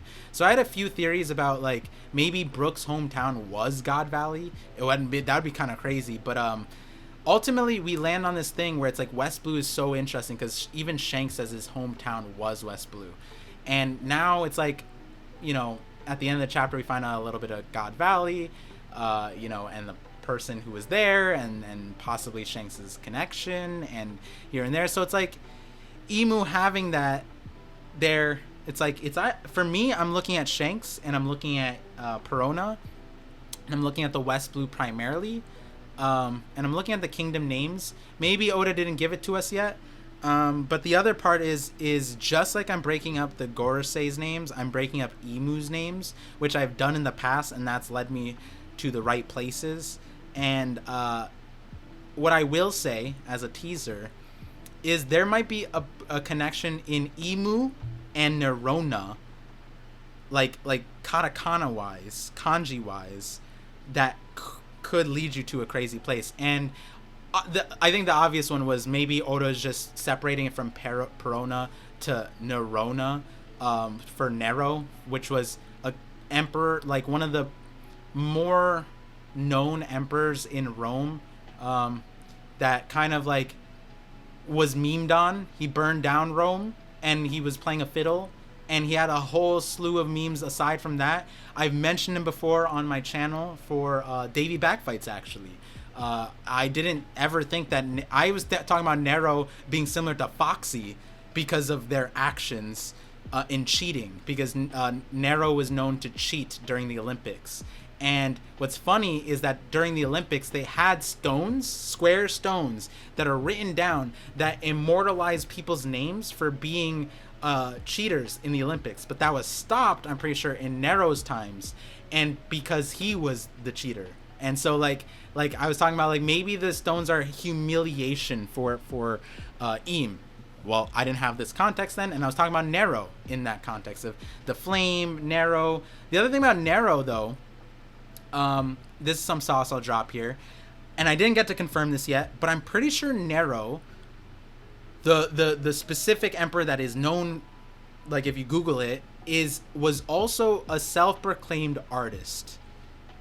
He believed himself to be one of the best artists, like a Da Vinci, like kind of they didn't coexist, but like he was like, oh, I'm the greatest of all time. Like he wanted to be that. That was his dream, to be an artist. Yes, he was the emperor of Rome. He had all the world's armies. He could destroy places on while singing a fiddle, and no one would stop him. And yet he still wanted to be an artist at the end of the day. But apparently he wasn't that great. Apparently he was god awful. And what's interesting is I'm pretty sure one of the terms for Nero in etymology, it goes back to Italian, which, you know, Latin stuff, is black, but also ink.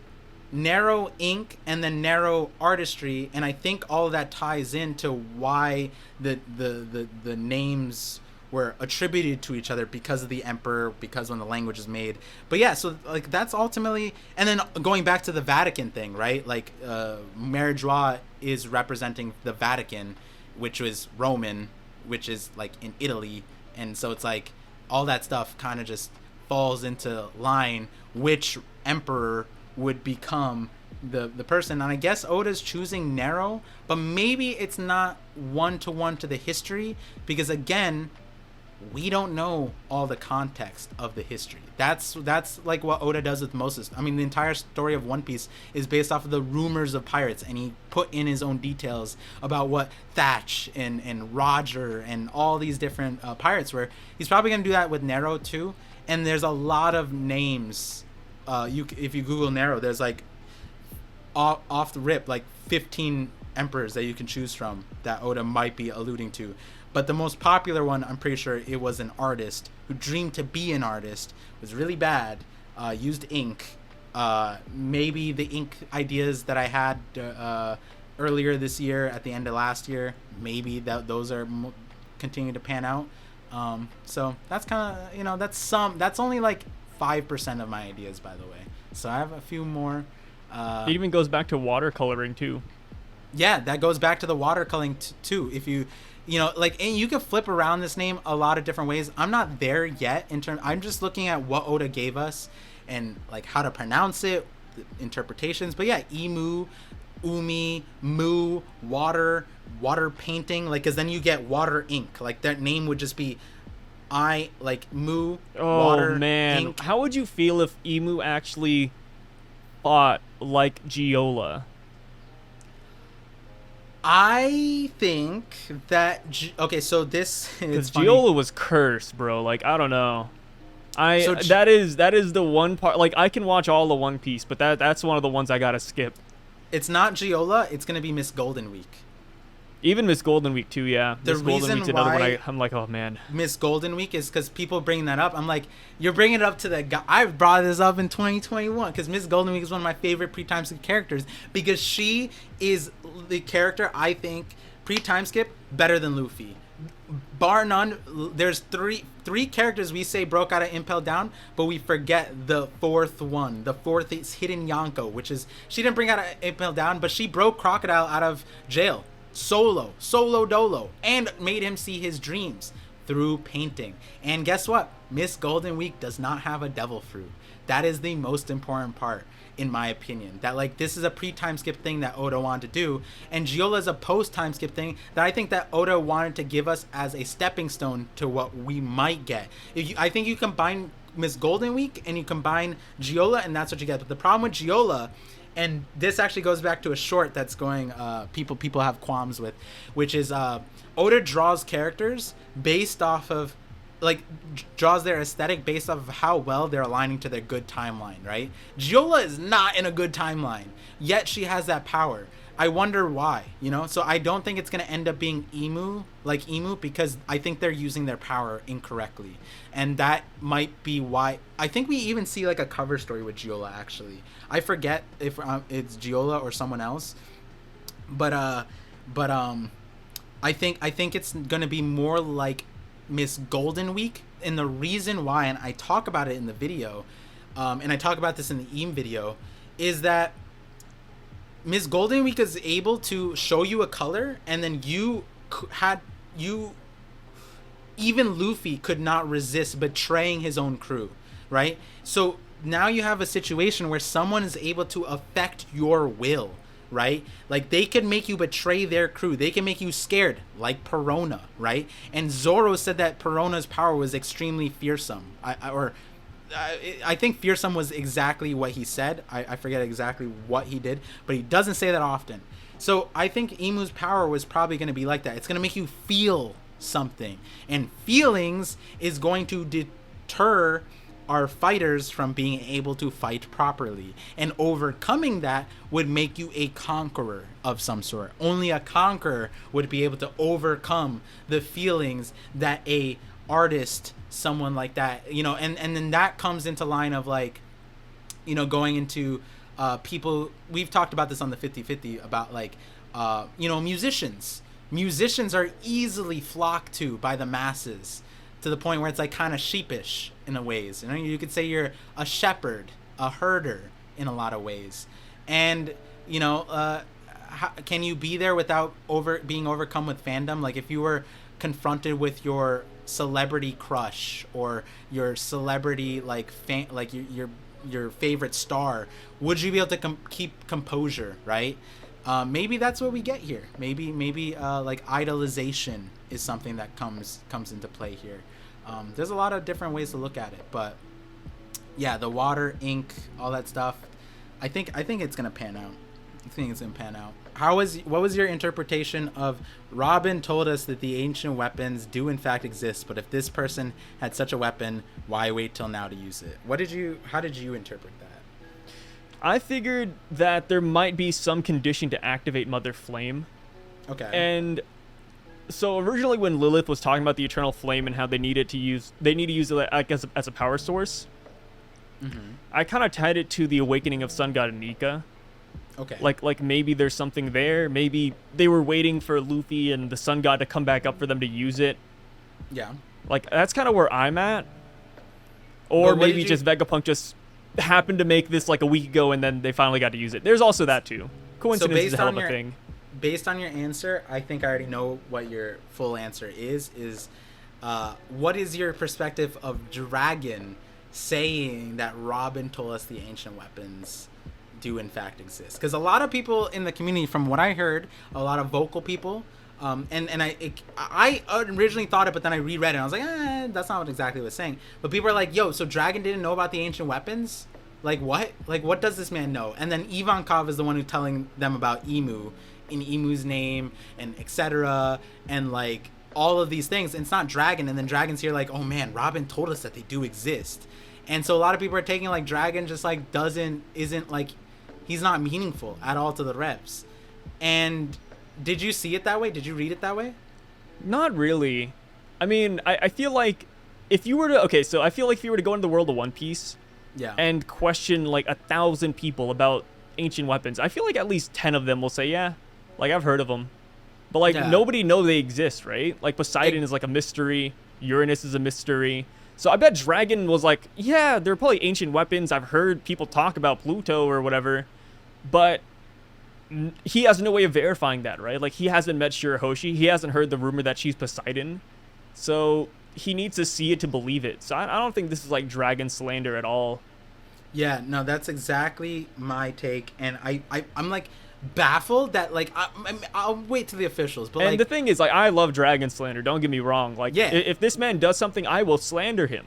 Yeah, but we literally have 3 hours of it. Yeah, we have 3 hours documented on YouTube slandering and that's Dragon. Us chopping it up, and you cut some of it out too. On top of that, like, oh yeah. And like that's just how it is. Dragon is just a really easy guy to make fun of. But I don't think this is one of those situations. Yeah, because the thing is, like, Robin told us that the ancient weapons do in fact exist based off of this translation. Yeah, you could hear, like, I could hear about a lot of things, but do I believe in, like, the aliens, right? Like you knowing they exist is very different than you believing in them existing, right? Like Robin out here was like, yes, I met Poseidon. That's very different than reading about it on a goddamn rock. You know what I mean? Like, because Roger and them, they never even know. Like, to them, this is what they would say. They don't know about the ancient weapons until they got to Laugh Tale, right? But prior to that, they're like, what are the ancient weapons? You know what I mean? Like, we got to figure out what they are, who they are.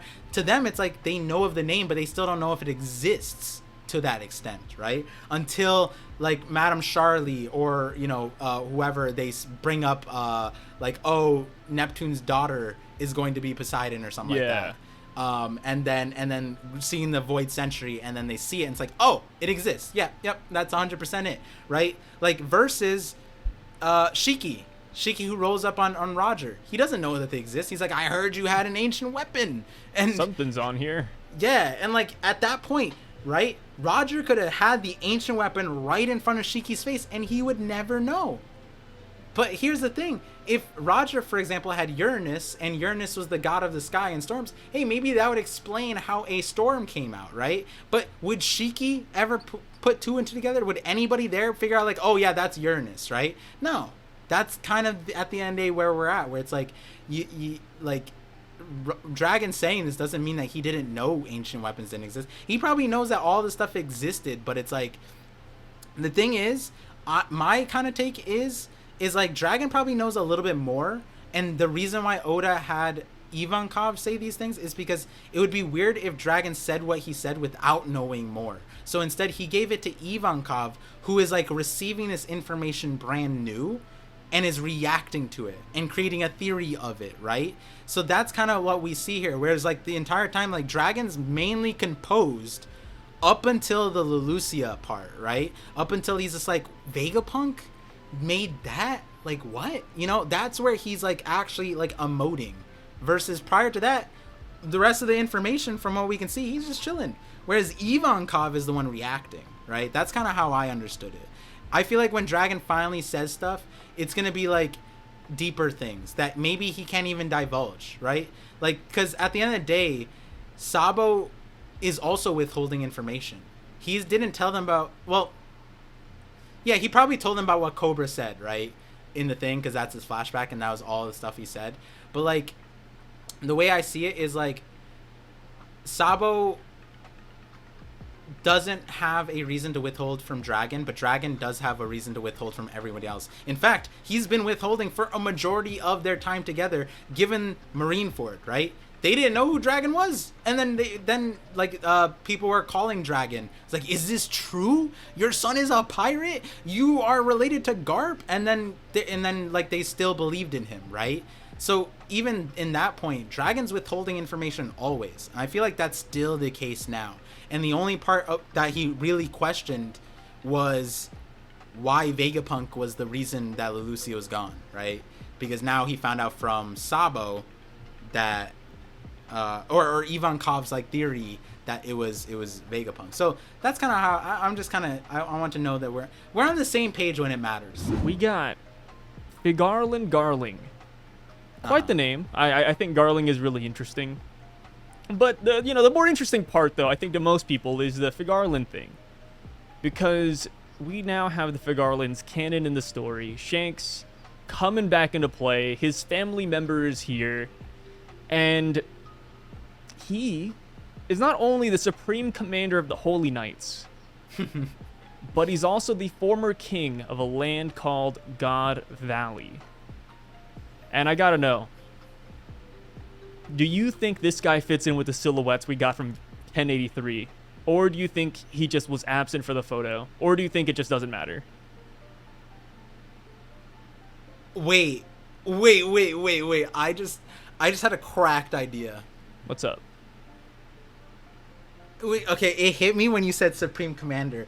Because this character, I was thinking like, we've never seen a character that looks like him. I'm sorry, whatever question you asked me completely blanked, because I was like, yo, what if Kong is a Holy Knight? He's the Supreme Commander Kong, a Holy Knight. That could make a lot of sense. He is old. He has the crazy do. He's shriveled up. Yo, he's cracked. No, stop. Somebody already said this idea too, and I memed on it.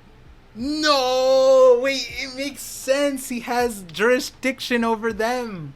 Wait. That would be kind of sick.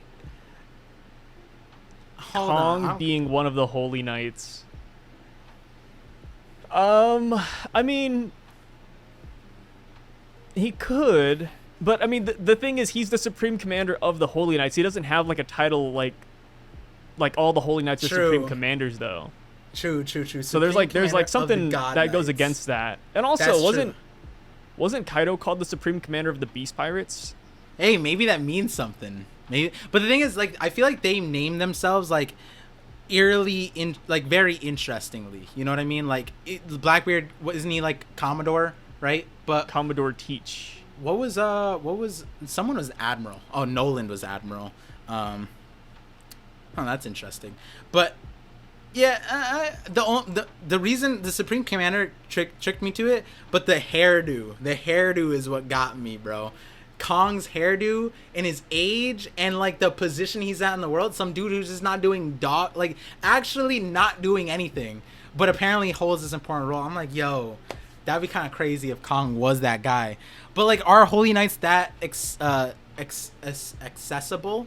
Maybe, but like, because then you have to ask yourself, like, why are admirals positioned to go save Celestial Dragons? Maybe it's commissioned by the Supreme Commander, Kong, who would then have to be Saint Kong, which kind of would be kind of wild. But, you know, going back to it's this just a Celestial Dragon in the Marines, no big deal. Yeah, no big deal. But going back to what you... Hey, I mean, it wouldn't be any crazier than a Celestial Dragon being a pirate. But also, this would be a Celestial Dragon that actually does nothing. So, you know, in terms of whatever. But, like, what was the thing that you asked me? I'm so sorry. No, you're good. I'm just thinking about Kong, but I don't believe he's a Holy Knight. I don't a believe cursed so theory. either. It's just so when you, I That don't know is super why. cursed. I don't know why when you were reading it, I got Kong energy. You know what I mean? Like, it's your fault. I read this chapter many times, looked over this many times, never thought Hey, Kong. don't please never associate that wild Kong theory with me ever again. Get that out of here. Whenever I go on any stream, I'm like, oh man, this Kong theory that I had Sai brought this one up. Sai read the chapter to me. No. Oh my god, it just incepted my brain with this idea. So honestly, Hey, as long as you don't frame it like I came up with this. That's honestly, cool the with me. conception came from Sai. It was so beautiful how it came about. It's his favorite theory. Yeah. You do worse to me. Hey, hold on. I have grounds to. Hey, do Vasco shot is cool. At least we can come was the together and question say that you that had? Vasco shot is cool. No, we can't. Nobody can come together and say Kong is cool. Oh, a lot, haunt. Okay, Nobody no. likes Kong. No what are you talking one about? in your chat is we- going to choose Vasco over Kong. Really? Everybody will, bro. We brought up Kong once, and then 2 comments were straight up, bro. Why Kong? Like people were asking why we were even talking about this invalid man. That's the vote. You know this as well as I do, Sai. That's the vocal minority. Okay. Yeah, there's such thing as vocal minority, but here's the thing. I am part of that too. I think Kong is trash. Kong Like has he a might cool come back at the office. finale. He might come back at the finale. He'll be like, oh, like back in my old age, you know, we did things like this too. Or maybe he'll show up to like Garb's funeral. But I would be hard pressed to believe that Kong will be super important during the Holy Nights. Like Kong being a Holy Knight would be kind of sick, though. I don't know. No, it wouldn't. No, what are you talking about? Kong being a Holy Knight? He would Like- not be a cool Holy Knight.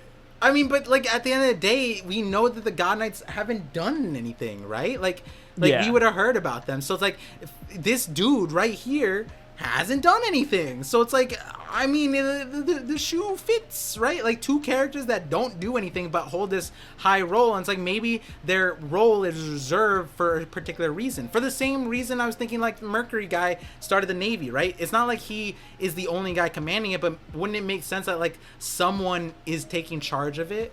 It could, that honestly could make sense. Like, is this my favorite theory? No, I see it mainly that I like the haircuts. But the other part, right? Like here's a question that kind of frames this differently. The judge was the former king of the land known as God Valley, right? So when they say former king, what does that mean to you? That they were a former king. Does that mean that they are like, you know, like people, the Don Quixote were the former kings of Dressrosa, but that was a long time ago? Or does former king mean that like God Valley got erased, so that's why they're the former king, because they used to be the king there, which would imply that we would have a place in the world where a saint is the king, like a celestial dragon is just operating as a king of a place, rather than the, you know, what the celestial, like, is this guy like one of the first 20, right? And he was the former king of God Valley, which would mean that he left God Valley and supplanted a ruler there? Or was he a king that was on God Valley when the God Valley incident happened? Which way are you looking at it? The latter. The latter. Okay. So like That's he was the interesting. king of God's Valley, and then it got nuked to oblivion, and then he's like, well, I'm just gonna come back to the Holy Land. I'm a former king now. That's So- how I see it. I've Yeah. seen people say that he could be from the Void Century in one of the like first 20. But I not a huge fan of that one, but I can definitely see where people can draw that from. Second question, and then go back to the first. What's going on with his eyes? Like the glasses? Are they glasses? Like, we've never seen like that kind of a thing. Are they like? Do they mean anything to you? The Like glasses, netted. no. Okay, they're just netted looking, and I'm like, I wonder if that's Netted something. looking. Yeah, they have like a grid on it, and I feel like I've never seen Oda draw glasses like that. Like regular glasses, sunglasses. He's just shaded them in. I see. For some reason, he put like grid on them. Like, I thought it was just like a reflection from the sun. Yeah, could be. Because we see the sun shining down on his like black jacket or coat or whatever that is. So I thought it kind of followed that same pattern. One more thing about Garling too is that it looks like a goofy reference to McDonald's. Like Ronald McDonald? No, like Mac Tonight. Do you know what that is? Tonight? No. That's the old school Moon Man that McDonald's used to promote. No, like the glasses, like the shape. I was like, yo, that's funny. And I think the best part is too that I've talked about this before, but like One Piece just recently, I think like a month ago, they started a McDonald's promotion. So there's actually a Gold Roger meal at McDonald's in Japan. So I'm like, bro, like what funny coincidence. It's either a crazy coincidence or Oda is trying to sell that Happy Meal. Maybe you're onto something. I didn't see it. Wasn't aware of that character, honestly. God bless me for that. That's a cursed existence. No, Moon Man is cool. There's something about... Okay. He could be... I don't know who this is. But, like, what I mean is, like, there's something about old mascots that are just kind of like, if they were introduced now, they would be... Like, it gives off the first iteration of the Sonic movie a little bit. You know what I mean? Like, the way they made Sonic, and it was just a little cursed. Kind of like that. Yeah, like, I'm sure he could be a cool guy. But, like, you introduce that to a Gen Z, they're going to be like, yeah, you boomer. Like, you like that because you're old. Whatever. But, you know, it is interesting with the whole, one, his name, but then two, like, the context of whether he was at God Valley or not. Because I think I like the idea that he doesn't necessarily need to be from the Void Century. That could make a lot of sense.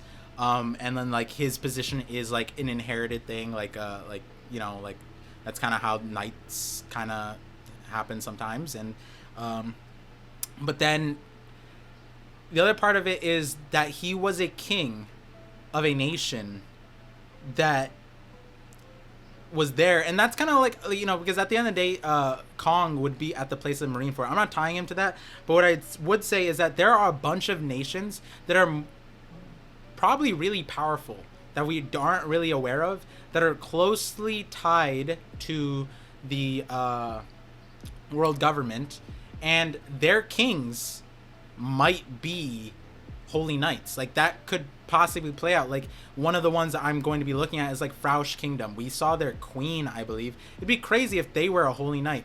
We wouldn't necessarily know one way or the other if they like had a role or not.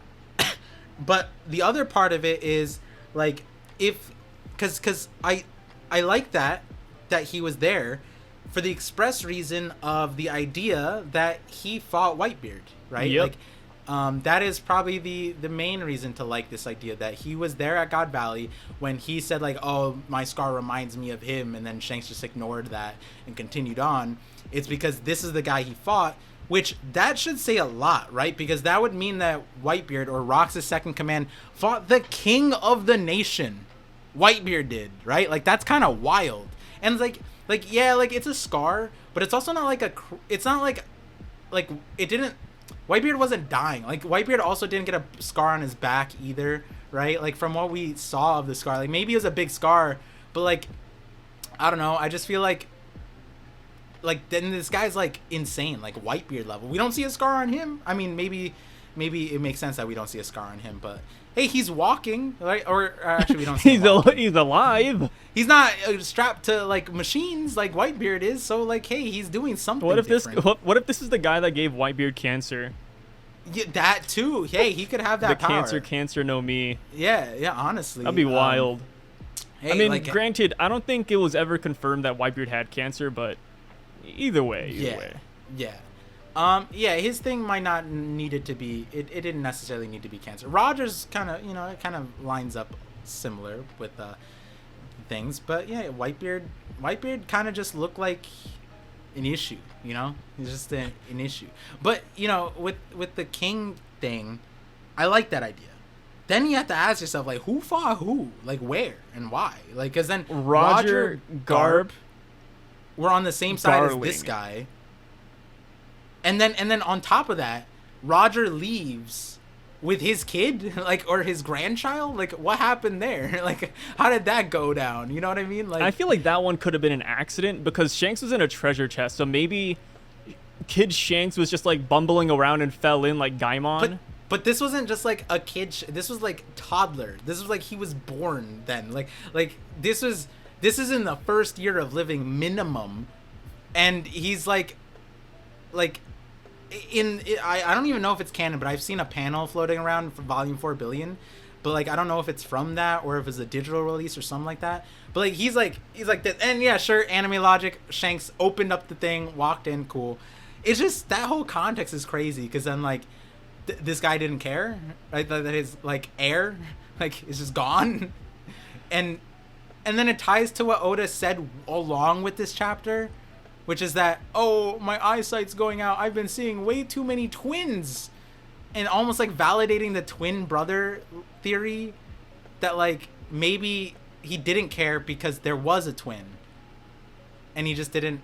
Like, so Shanks does have a twin. That's why they didn't go after Shanks's, and they let Shanks be on Roger's ship, because they're just like, we have an heir. Or to maybe the twin Figarland brother's one who put him in the ship just so he could take power. Yeah, yeah. Shanks. The twin brother put Shanks. That's cool. I like that idea. Yeah. That's a good one. I mean, another thing too is that with the twin brother thing, yeah, I feel like I like that theory a lot simply because that would make it so that Garling isn't one of the silhouettes. True. So there's 10 holy knights. So nine that we see in the silhouette, and then 1 plus because of Garling. I interpreted the silhouettes differently after, because I wasn't thinking of the twin idea at all during the live stream. What I thought about it was Dragon not knowing what the holy knights look like, but knowing who they were related to. So like, that works too. Yeah, like, that's because the silhouettes are ultimately the perspective of the person telling us. So him knowing, yes, Shanks is related to the Holy Knight, but he not knowing what the Holy Knight looks like. So then Oda played 2 games there, right? One, that Dragon, maybe he knows, like, that's even more interesting to me, because then it's like you could look at all the silhouettes and maybe you know who these guys look like. If you had a first thought that, hey, this kind of looks like Robin, for example, maybe there's a Holy Knight that exists that would make sense. I don't know necessarily, but yeah, the twin idea would fix that, because then it's like that would explain 908 sort of, but like, or not 908, 907 when Shanks shows up to the Gorosei. How would you feel if all of the Holy Knights were all Figarlands, however you want to pronounce it? Ooh, I like that idea a lot. Just yeah, like all of them. I like that they're all Figarland. Honestly, hey, a future theory of mine would hey, now that you said that, because you said that and you're the voice of the people and I'm the voice of nobody and I'm crazy, I'm gonna take that and don't discredit go with yourself like that. I'm gonna go off and say, hey, the in the video I'm gonna paint a picture where it's like maybe all of them are just Figarland. I like that. That makes the theory so much easier. But I also came up with 4 different Holy Knight last names, and I kind of like them a lot. And I'm like, oh, wait a second, this is sick. But like, if it's just Figarland, I'm down with. But then it's also like, it's interesting because, damn, Shanks' family's big. Because when you really think about it, like, Holy Knights are so interesting. Like, how do they pick them, right? Like, you have a celestial dragon, and then you have like 5,000 of them like having slaves, and they're all bumbling idiots, and they're just walking around. And it's like, okay, like, do the Holy Knights just say, wow, you're the next chosen one, you're gonna join our group? Or do you think it's just like one family, which is kind of how I came to that mindset. Like, maybe there's just one family that's just that tier above celestial dragons, and they're just from birth trained to be fighters. That's kind of why I like that mindset a lot. It doesn't have to be all Figarlands, but I think that'd be pretty easy for Oda, at least. He wouldn't have to come up with like 9 more brand new unique names and having to flesh out like all these other families too. No, yeah, I think I'm liking that idea a lot. The only issue in my mind right now is that the so like God's Valley, we know that this guy is the king there. If they were all for Garland and Shanks was a baby then either there's a faction that's older, so this is the grandpa, and then like Shanks's parents are in that group, the silhouette, right? Like Shanks's parents, his twin brother. Maybe Shanks had a sister down the line they had after they lost Shanks. Maybe Buggy's also related in there, right? Like, because the other thing is, like, we know that there's family lines that, like, you know, like Don Quixote, right? There's Homing's line, and then there's Mosgar line. Yellow hair, green hair. Maybe that's the same thing here. Maybe Buggy was just the offspring of a different like, maybe Buggy's also Figarland. That'd be kind of cool in its own way. But maybe there's another way to look at it too, of the sense of, like, you know, they can't all have boys. Maybe like Buggy's dad was a Figarland, he keeps the name. Buggy's mom was a Figarland. Where does she marry? Do they in-house it? Like, that's kind of weird. Maybe they do. Maybe that makes sense. But you know, but then Buggy's hair's blue. Like, that could say something. But the other part that spreading it out across families would fix would be the Holy Knights being a faction that existed from the Void Century. If it was always Figarland, then that's like that's a little different. Like, that I have to like recontextualize a lot of how, not necessarily like anything we said, but like how I've been thinking about the Void Century. Because like, if they were just a family that was permanently the Holy Knight family, that's even more interesting than the Gorosei's role, in my opinion. Because like, we're talking about the Gorosei are like kind of just going with the will of Imu, but like, where did the Figarland, why are they lower? Are they higher than the Gorosei? They are higher than the Gorosei, right? The Figarlands? Isn't that what like Ivankov says or something like that? I don't think so. It could be a coincidence. Oh no, that was about Im. Never mind. Yeah. Never mind. It's just interesting because, like, yeah, this guy is able to kill a celestial dragon, so it's higher than Saint Don Quixote. But like, and then you see the celestial dragons behind him too, and they're all like cheering him on like he's a celebrity. Yeah, and you would almost think like this would be something that the Gorosei would do, right? Like, why wouldn't the Gorosei just like, yeah, this guy dies, right? Why is it this guy's role to judge? I get executioner, right? I get like being the police force, but he's also the judge. So he's the judge, jury, and executioner here, right? Whereas wouldn't it make sense that like the Gorosei have a part in that? But like, no, it seems like he did everything. I wouldn't say so. I feel like if you have a really strong right-hand man that you know that can take care of things, and especially for something this trivial, like, I don't think we have to pass this down to Imu, to the Gorosei, like, hey guys, what do we do about Saint Mosgard? No, it's like, okay, we're just gonna execute him. Wait, but he's a bad you said celestial something dragon. interesting there. A really strong right-hand man. Are you saying that like, is the Gorosei the right hand, or is it Figarland? I say Gorosei. You say Gorosei? I still think the Gorosei is like the right-hand man. And then Figarland is just like half a tier below them, if that. It's so interesting because like, I'm like, man, because they're also, because they're a saint in the current theory, they are not of the originals 20, right? The 20 kings, because they stayed on their land, right? Or they could be granted land. They could have been granted their land too. But have we seen that? I mean, even the We Nefertari haven't. were considered. They were considered traitors for staying. That's the thing. Like, I think the Figarlands are such a unique thing because of how this could change the dynamics of the Void Century and how like the kings and queens and celestial dragons work. I mean, like God's Valley, for example. Like, what is that necessarily? Like, it has like the title of God in there, right? Maybe True. it's just land exclusively granted to the Figarlands to maybe raise their family to be protectors of Imu and the Gorosei. Like, there's also that. And we don't even know how far away it is from here. Maybe it's actually right next to the Holy Land, for all we know, and it's actually not a far trip. It could be like a short little, like, 1 hour cruise. That, like, the Figarland are way more important. Because, like, the other part of it is the Gorosei at this point, it doesn't seem like they were the original 20 kings, right?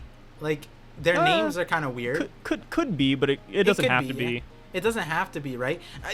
Another part of it is interesting because like the Don Quixote, we know original 20 kings. Nefertari, we know, and now we have Nerona, right? So that's 3, like factual canon original 20 kings. Nerona is a little iffy, but like at this point we just hold that as one of the original 20. Nefertari left, so they don't count, right? Don Quixote were there, but the thing is, it's like with the Don Quixote, their line is still here, like on the Celestial Dragons, right? Then we get like Roswald, but we don't get their family name, right? We have Roswald, Charlos, Shalria, or whatever. We don't know what family they're from, but we know that they're brother, sister, and dad. So that's an interesting slot, because that's probably one family, or not probably. That's a family name. And then we have the Gorosei. They could be original 20, or they could be not. But the fact that the Figarland, if what you're saying is they were able to retain their own land and not be considered traitors, which is what the Nefertari did, they were allowed to go back, which is not what the Don Quixote, like even Doflamingo's like, man, I wonder why the ancestors didn't do it. And that's a whole different context, because then it's like, I would imagine that there was a reason why they need to go. But now it's like, no, God Valley. Wait. Here, let me rephrase that real quick. Yeah. I believe God's Valley is not the original land that the Figarlands inhabited. So that came after the Void Century. Is the Figarland, is God's Valley? No, but it wouldn't make sense. So remember how Shanks said he's from the West Blue originally? Yeah. So what if the Figarland Kingdom is from the West Blue? Yes. And then later on, they're like, hey, we need you to train Holy Knights. Here's God's Valley. You can be the king of that. Yeah. That's kind of how I see it. So, but, okay. So it's not like them retaining their original, like, kingdom by any means. Okay, so it's not, okay, so that's an important, like, because I think that's the important thing to, like, point out, that there's so many possibilities with that. What you just said sounds sound. It's just interesting that, like, former king, they emphasize that, of God's Valley. It would make it sound like those two things are important, which goes back to what I was saying, that, like, I was thinking that maybe, and I talked about this in the end of the Zorro video, where I was saying, like, Brooke's hometown and Shanks, they're both in the West Blue, and maybe that they're one in the video I didn't say they're one and the same, but I was like, we don't necessarily know, but, like, it would make sense that we get Brooke's backstory some way. And the thing is, Brooke's backstory predates God Valley, so it could be that Brooke, because Brooke was a military convoy leader in his home country, which it was French based, I believe, because of his he learned fencing from there, and so what's it called? But that predates God Valley, so he would have no knowledge if his kingdom still exists, and he has never interacted with any of the news since then about that. Even when he talks about Arabasta, by the way, like in the 1060, he's like, oh yeah, from what I remember, they were good people, but it's like he doesn't know about current timeline. So, like, I was thinking, like, maybe it's a pull around where Brooke is from God Valley, and then, because that's with the West Blue, Shanks being there, but then it's like, the other part of it, and I like your explanation for this, because I thought it was weird that in one of the major points in my Fraud Valley video, which, you know, if you guys actually watch it, one of the main precipice points is that God Valley was not erased, like, memory wise. It was erased, like, temporal wise, like, because of time, because of how much space was put in. It was broadcasted in the news and it disappeared in the map. 40 years got put in place, and then now nobody remembers it, and nobody really talks about it except the old Marines, which we have a few old Marines who actually know the name. Even technically, Fujitoro, which got drafted like 2 years ago, he knew about God Valley. He knew about rocks too. So, like, that's another example. But the main thing being that they still, after the event, erased it. So, like, if he was the former king there and it was like a guarded Holy Land, they were okay with erasing it, or did they retain it and change it? Like, that's a whole other thing that's a little confusing about this whole nuance here, because, like, now it feels like we're getting maybe the reason why this break exists is because Oda's gonna give us God Valley next somehow, right? Hey, like, I'd be down for that. Imagine we come off the break with God Valley, because I feel like that's makes sense with like we ended the chapter with like a boom for Garling, right? Does he just change the tone next chapter, or does he give us some context here? Like, I'd imagine think he changes chapter, the tone personally. But do you think he opens it up with Shanks? No, I think it's gonna open up with Luffy actually. Oh.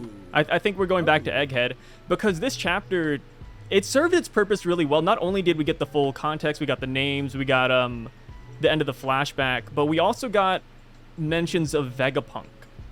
Mm-hmm. Like we heard a little bit about Vegapunk, so I think this could also work as a good transition back to the Straw Hats. Mm-hmm. And going forward with the story, I do think that there's a chance where almost every chapter we get is going to be split in half. Like, in terms of, like, perspective. Like, maybe we get, like, half Egghead Island, half Shanks. Half Egghead Island, half Garp. Or Buggy, for example. So you like your eggs scrambled is what you're saying. I do.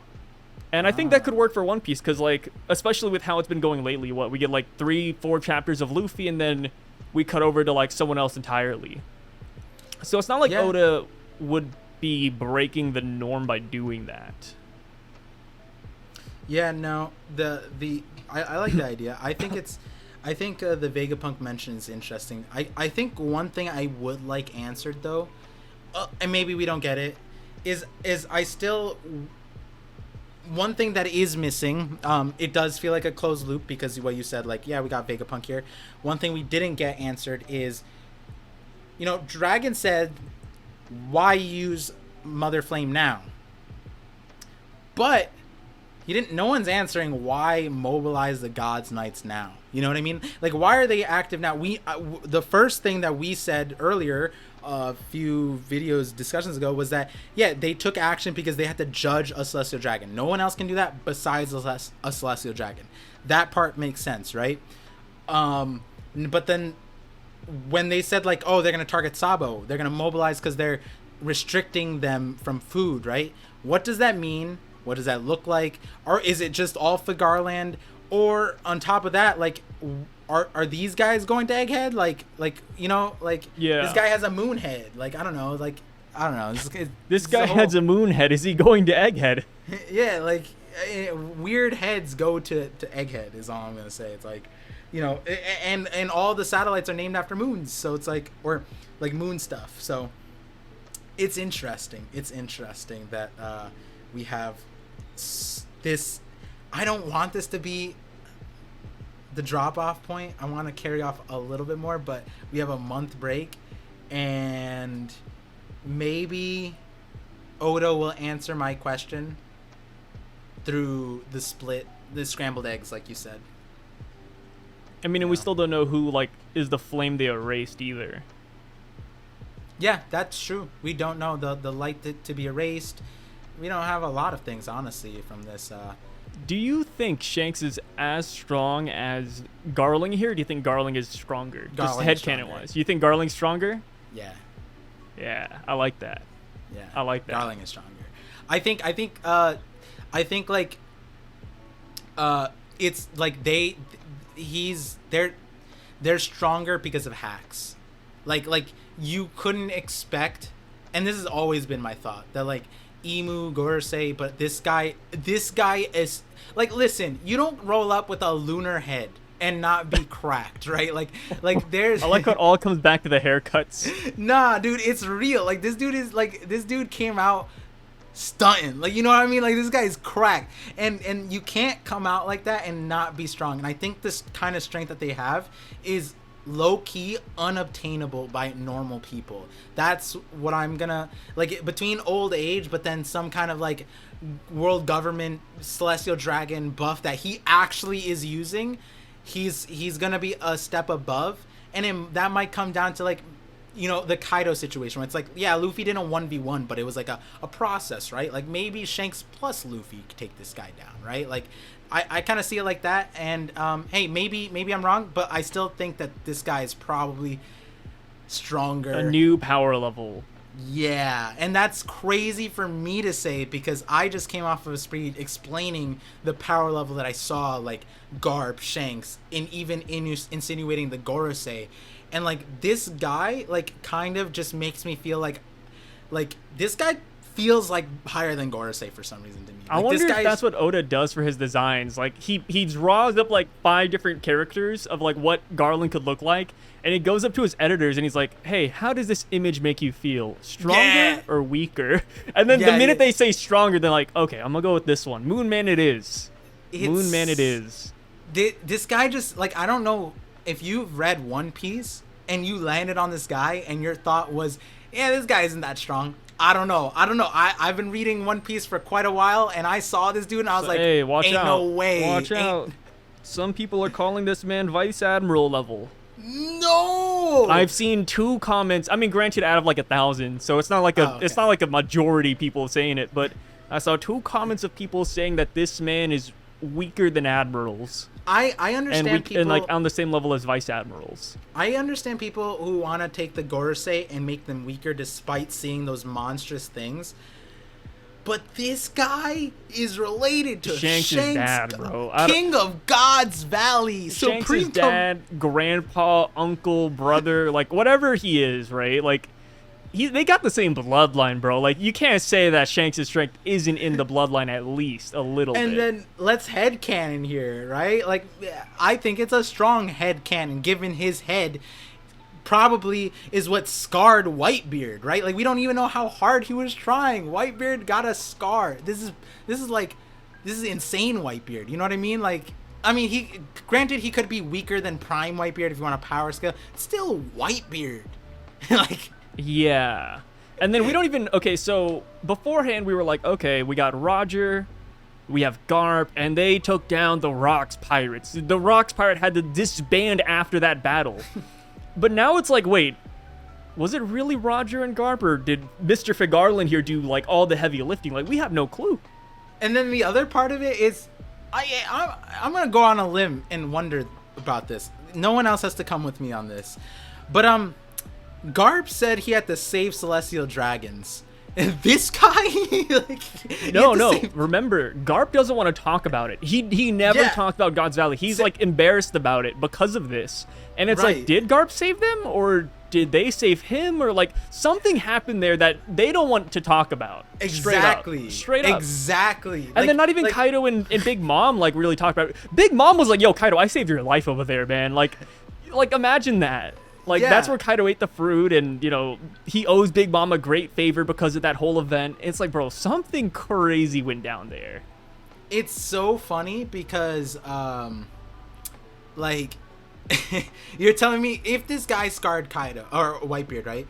This guy needed saving from what? Like, who are we? And then if there were more Holy Knights, from who? Who are we saving from? Like, why did, like, I need to know, now I need to know, like, whether because at the end of the day, the Fraud Valley video, it's like the Holy Knight stuff, we didn't have like contextually tied like this to God Valley at the time. At the end of the day, the line of logic that like what Sengoku told us probably is not what happened there, because like none of what he told me makes sense with this guy there. You know, like none of what Sengoku said in that chapter makes sense if this guy was there. I think it's funny because before this, people were saying that Rox is just as strong, if not stronger, than Roger. And that's simply because it took him and Garp together to take him down, right? But now we throw Figarland Garling and his family on the other side, and it's like, the rock stocks are going up too. Yeah, I've been seeing that, but like, are going up. I'm still on the boat of like, who is helping who? You know what I mean? Yeah. Like why is Roger even there? Because like we saw Rock saying like, oh, we got a big deal to get, or like a big loot, like a big like something, like a, I forget what it called, opportunity, something like that. And he's going there. Why was Roger there? And then Garp had to be called in to come in. And then so it's like, did this guy call them? Like I don't like if what was the context of that place? Yeah, it's so weird because like I understand fully why rock stocks are going up. Valid, because what I said prior to all this was that like, listen, you don't need rocks in that fight. There was Shiki, Big Mom, Kaido, everybody else, right? that would still, Roger and Garp, they would still have their hands full with all of those people. You don't even need Rocks to be strong. And then on top of that, the Rocks pirates lost. And now we know that Whitebeard probably fought this guy. So it's like, that doesn't even, like, none of the equation, the math is not mathing right now. So, no, never mind, that wouldn't work. I was about to say, so Whitebeard says, hey, like, looking at you reminds me of the scar I got from him. Yeah. We're assuming it's Figarland Garling, but if the whole family of Holy Knights is Figarland, maybe there's another character that looks more closer to like Shanks. Shanks' dad? Maybe? Yeah. If this isn't his dad, I don't know, man. Timelines, ages in One Piece are kind of scuffed, so we don't really know for sure. But I think this whole thing is so interesting. Like, this adds another flavor to God's Valley. And people were already hyping up the God Valley flashback. But now we have this too, and it's like, damn, all right. I'm lit. Like, I always wanted the God's Valley flashback. I want it to be hype. If you guys listen to the video, the entire point of the video was expectation management, because I didn't want, like, to hear all the people, like, for a very good plot line of for God Valley, something that Oda could be foreshadowing this entire time, that what Sengoku said is not reality, and then we are disappointed because there's, like, a bunch of memes going around amongst, like, gods, right? But now I'm the moment God Valley drops, there's one thing I'm going to be looking for, and one thing only. It's this guy's head. I need to see. You know what's gonna be so funny? Watch it be a full moon. Yeah, that like when he's younger, he has like a full like head of like in front of it, and as he aged, it just like goes away or something like that. Becomes a crescent moon. Or it loops around like this, and then his hairline was receding, so it like it opened up like. Yeah, he shows all 4 phases of the moon throughout his life. That could be kind of cool. That'd be kind of dope, actually. Yeah, I need this, and that's probably a good sign that hey guys, we outlived we outspoke his camera. Yeah, my camera did not make it. It saw the last part of this and it said, hey, peace out. So do I do the closeout because I'm not here? Oh no, here, I'll do the close. I'm still here. There's a black screen there, but I'm gonna try and mouth your words. Me, I'm here. So here's the thing, guys. People who come into the One Piece live streams and videos don't know this, but my camera can only stay alive for 4 hours and then it dies. It's just like the kids on Punk Hazard. It's just like the Seraphims. They just don't have long lifespans, and we hate to see it. I think the Seraphims do. I feel like Vegapunk is smart enough to overcome that. Yeah. But yeah. It is what it is, the mother flame got used on my household and my camera's gone. Par looked at me and he said, "Mother flame activate," and here it is. I'm dead. Saint Parland. Saint Parlos coming in clutch. You know how it is. Yeah, came in clutch. He loves to Lucia things. But hey, with that being said, thank you guys for stopping by. Please check out Par Vision down below if you haven't. I'm sure you guys have. If you stuck to this part of the video, you know who he is. But yeah, see you guys later. See you on the 50-50. I don't know if me and Par will have any collabs during the 4 to 5 week break. But stay tuned. Stay tuned. We'll see you guys by the end of it. Peace out. Peace out.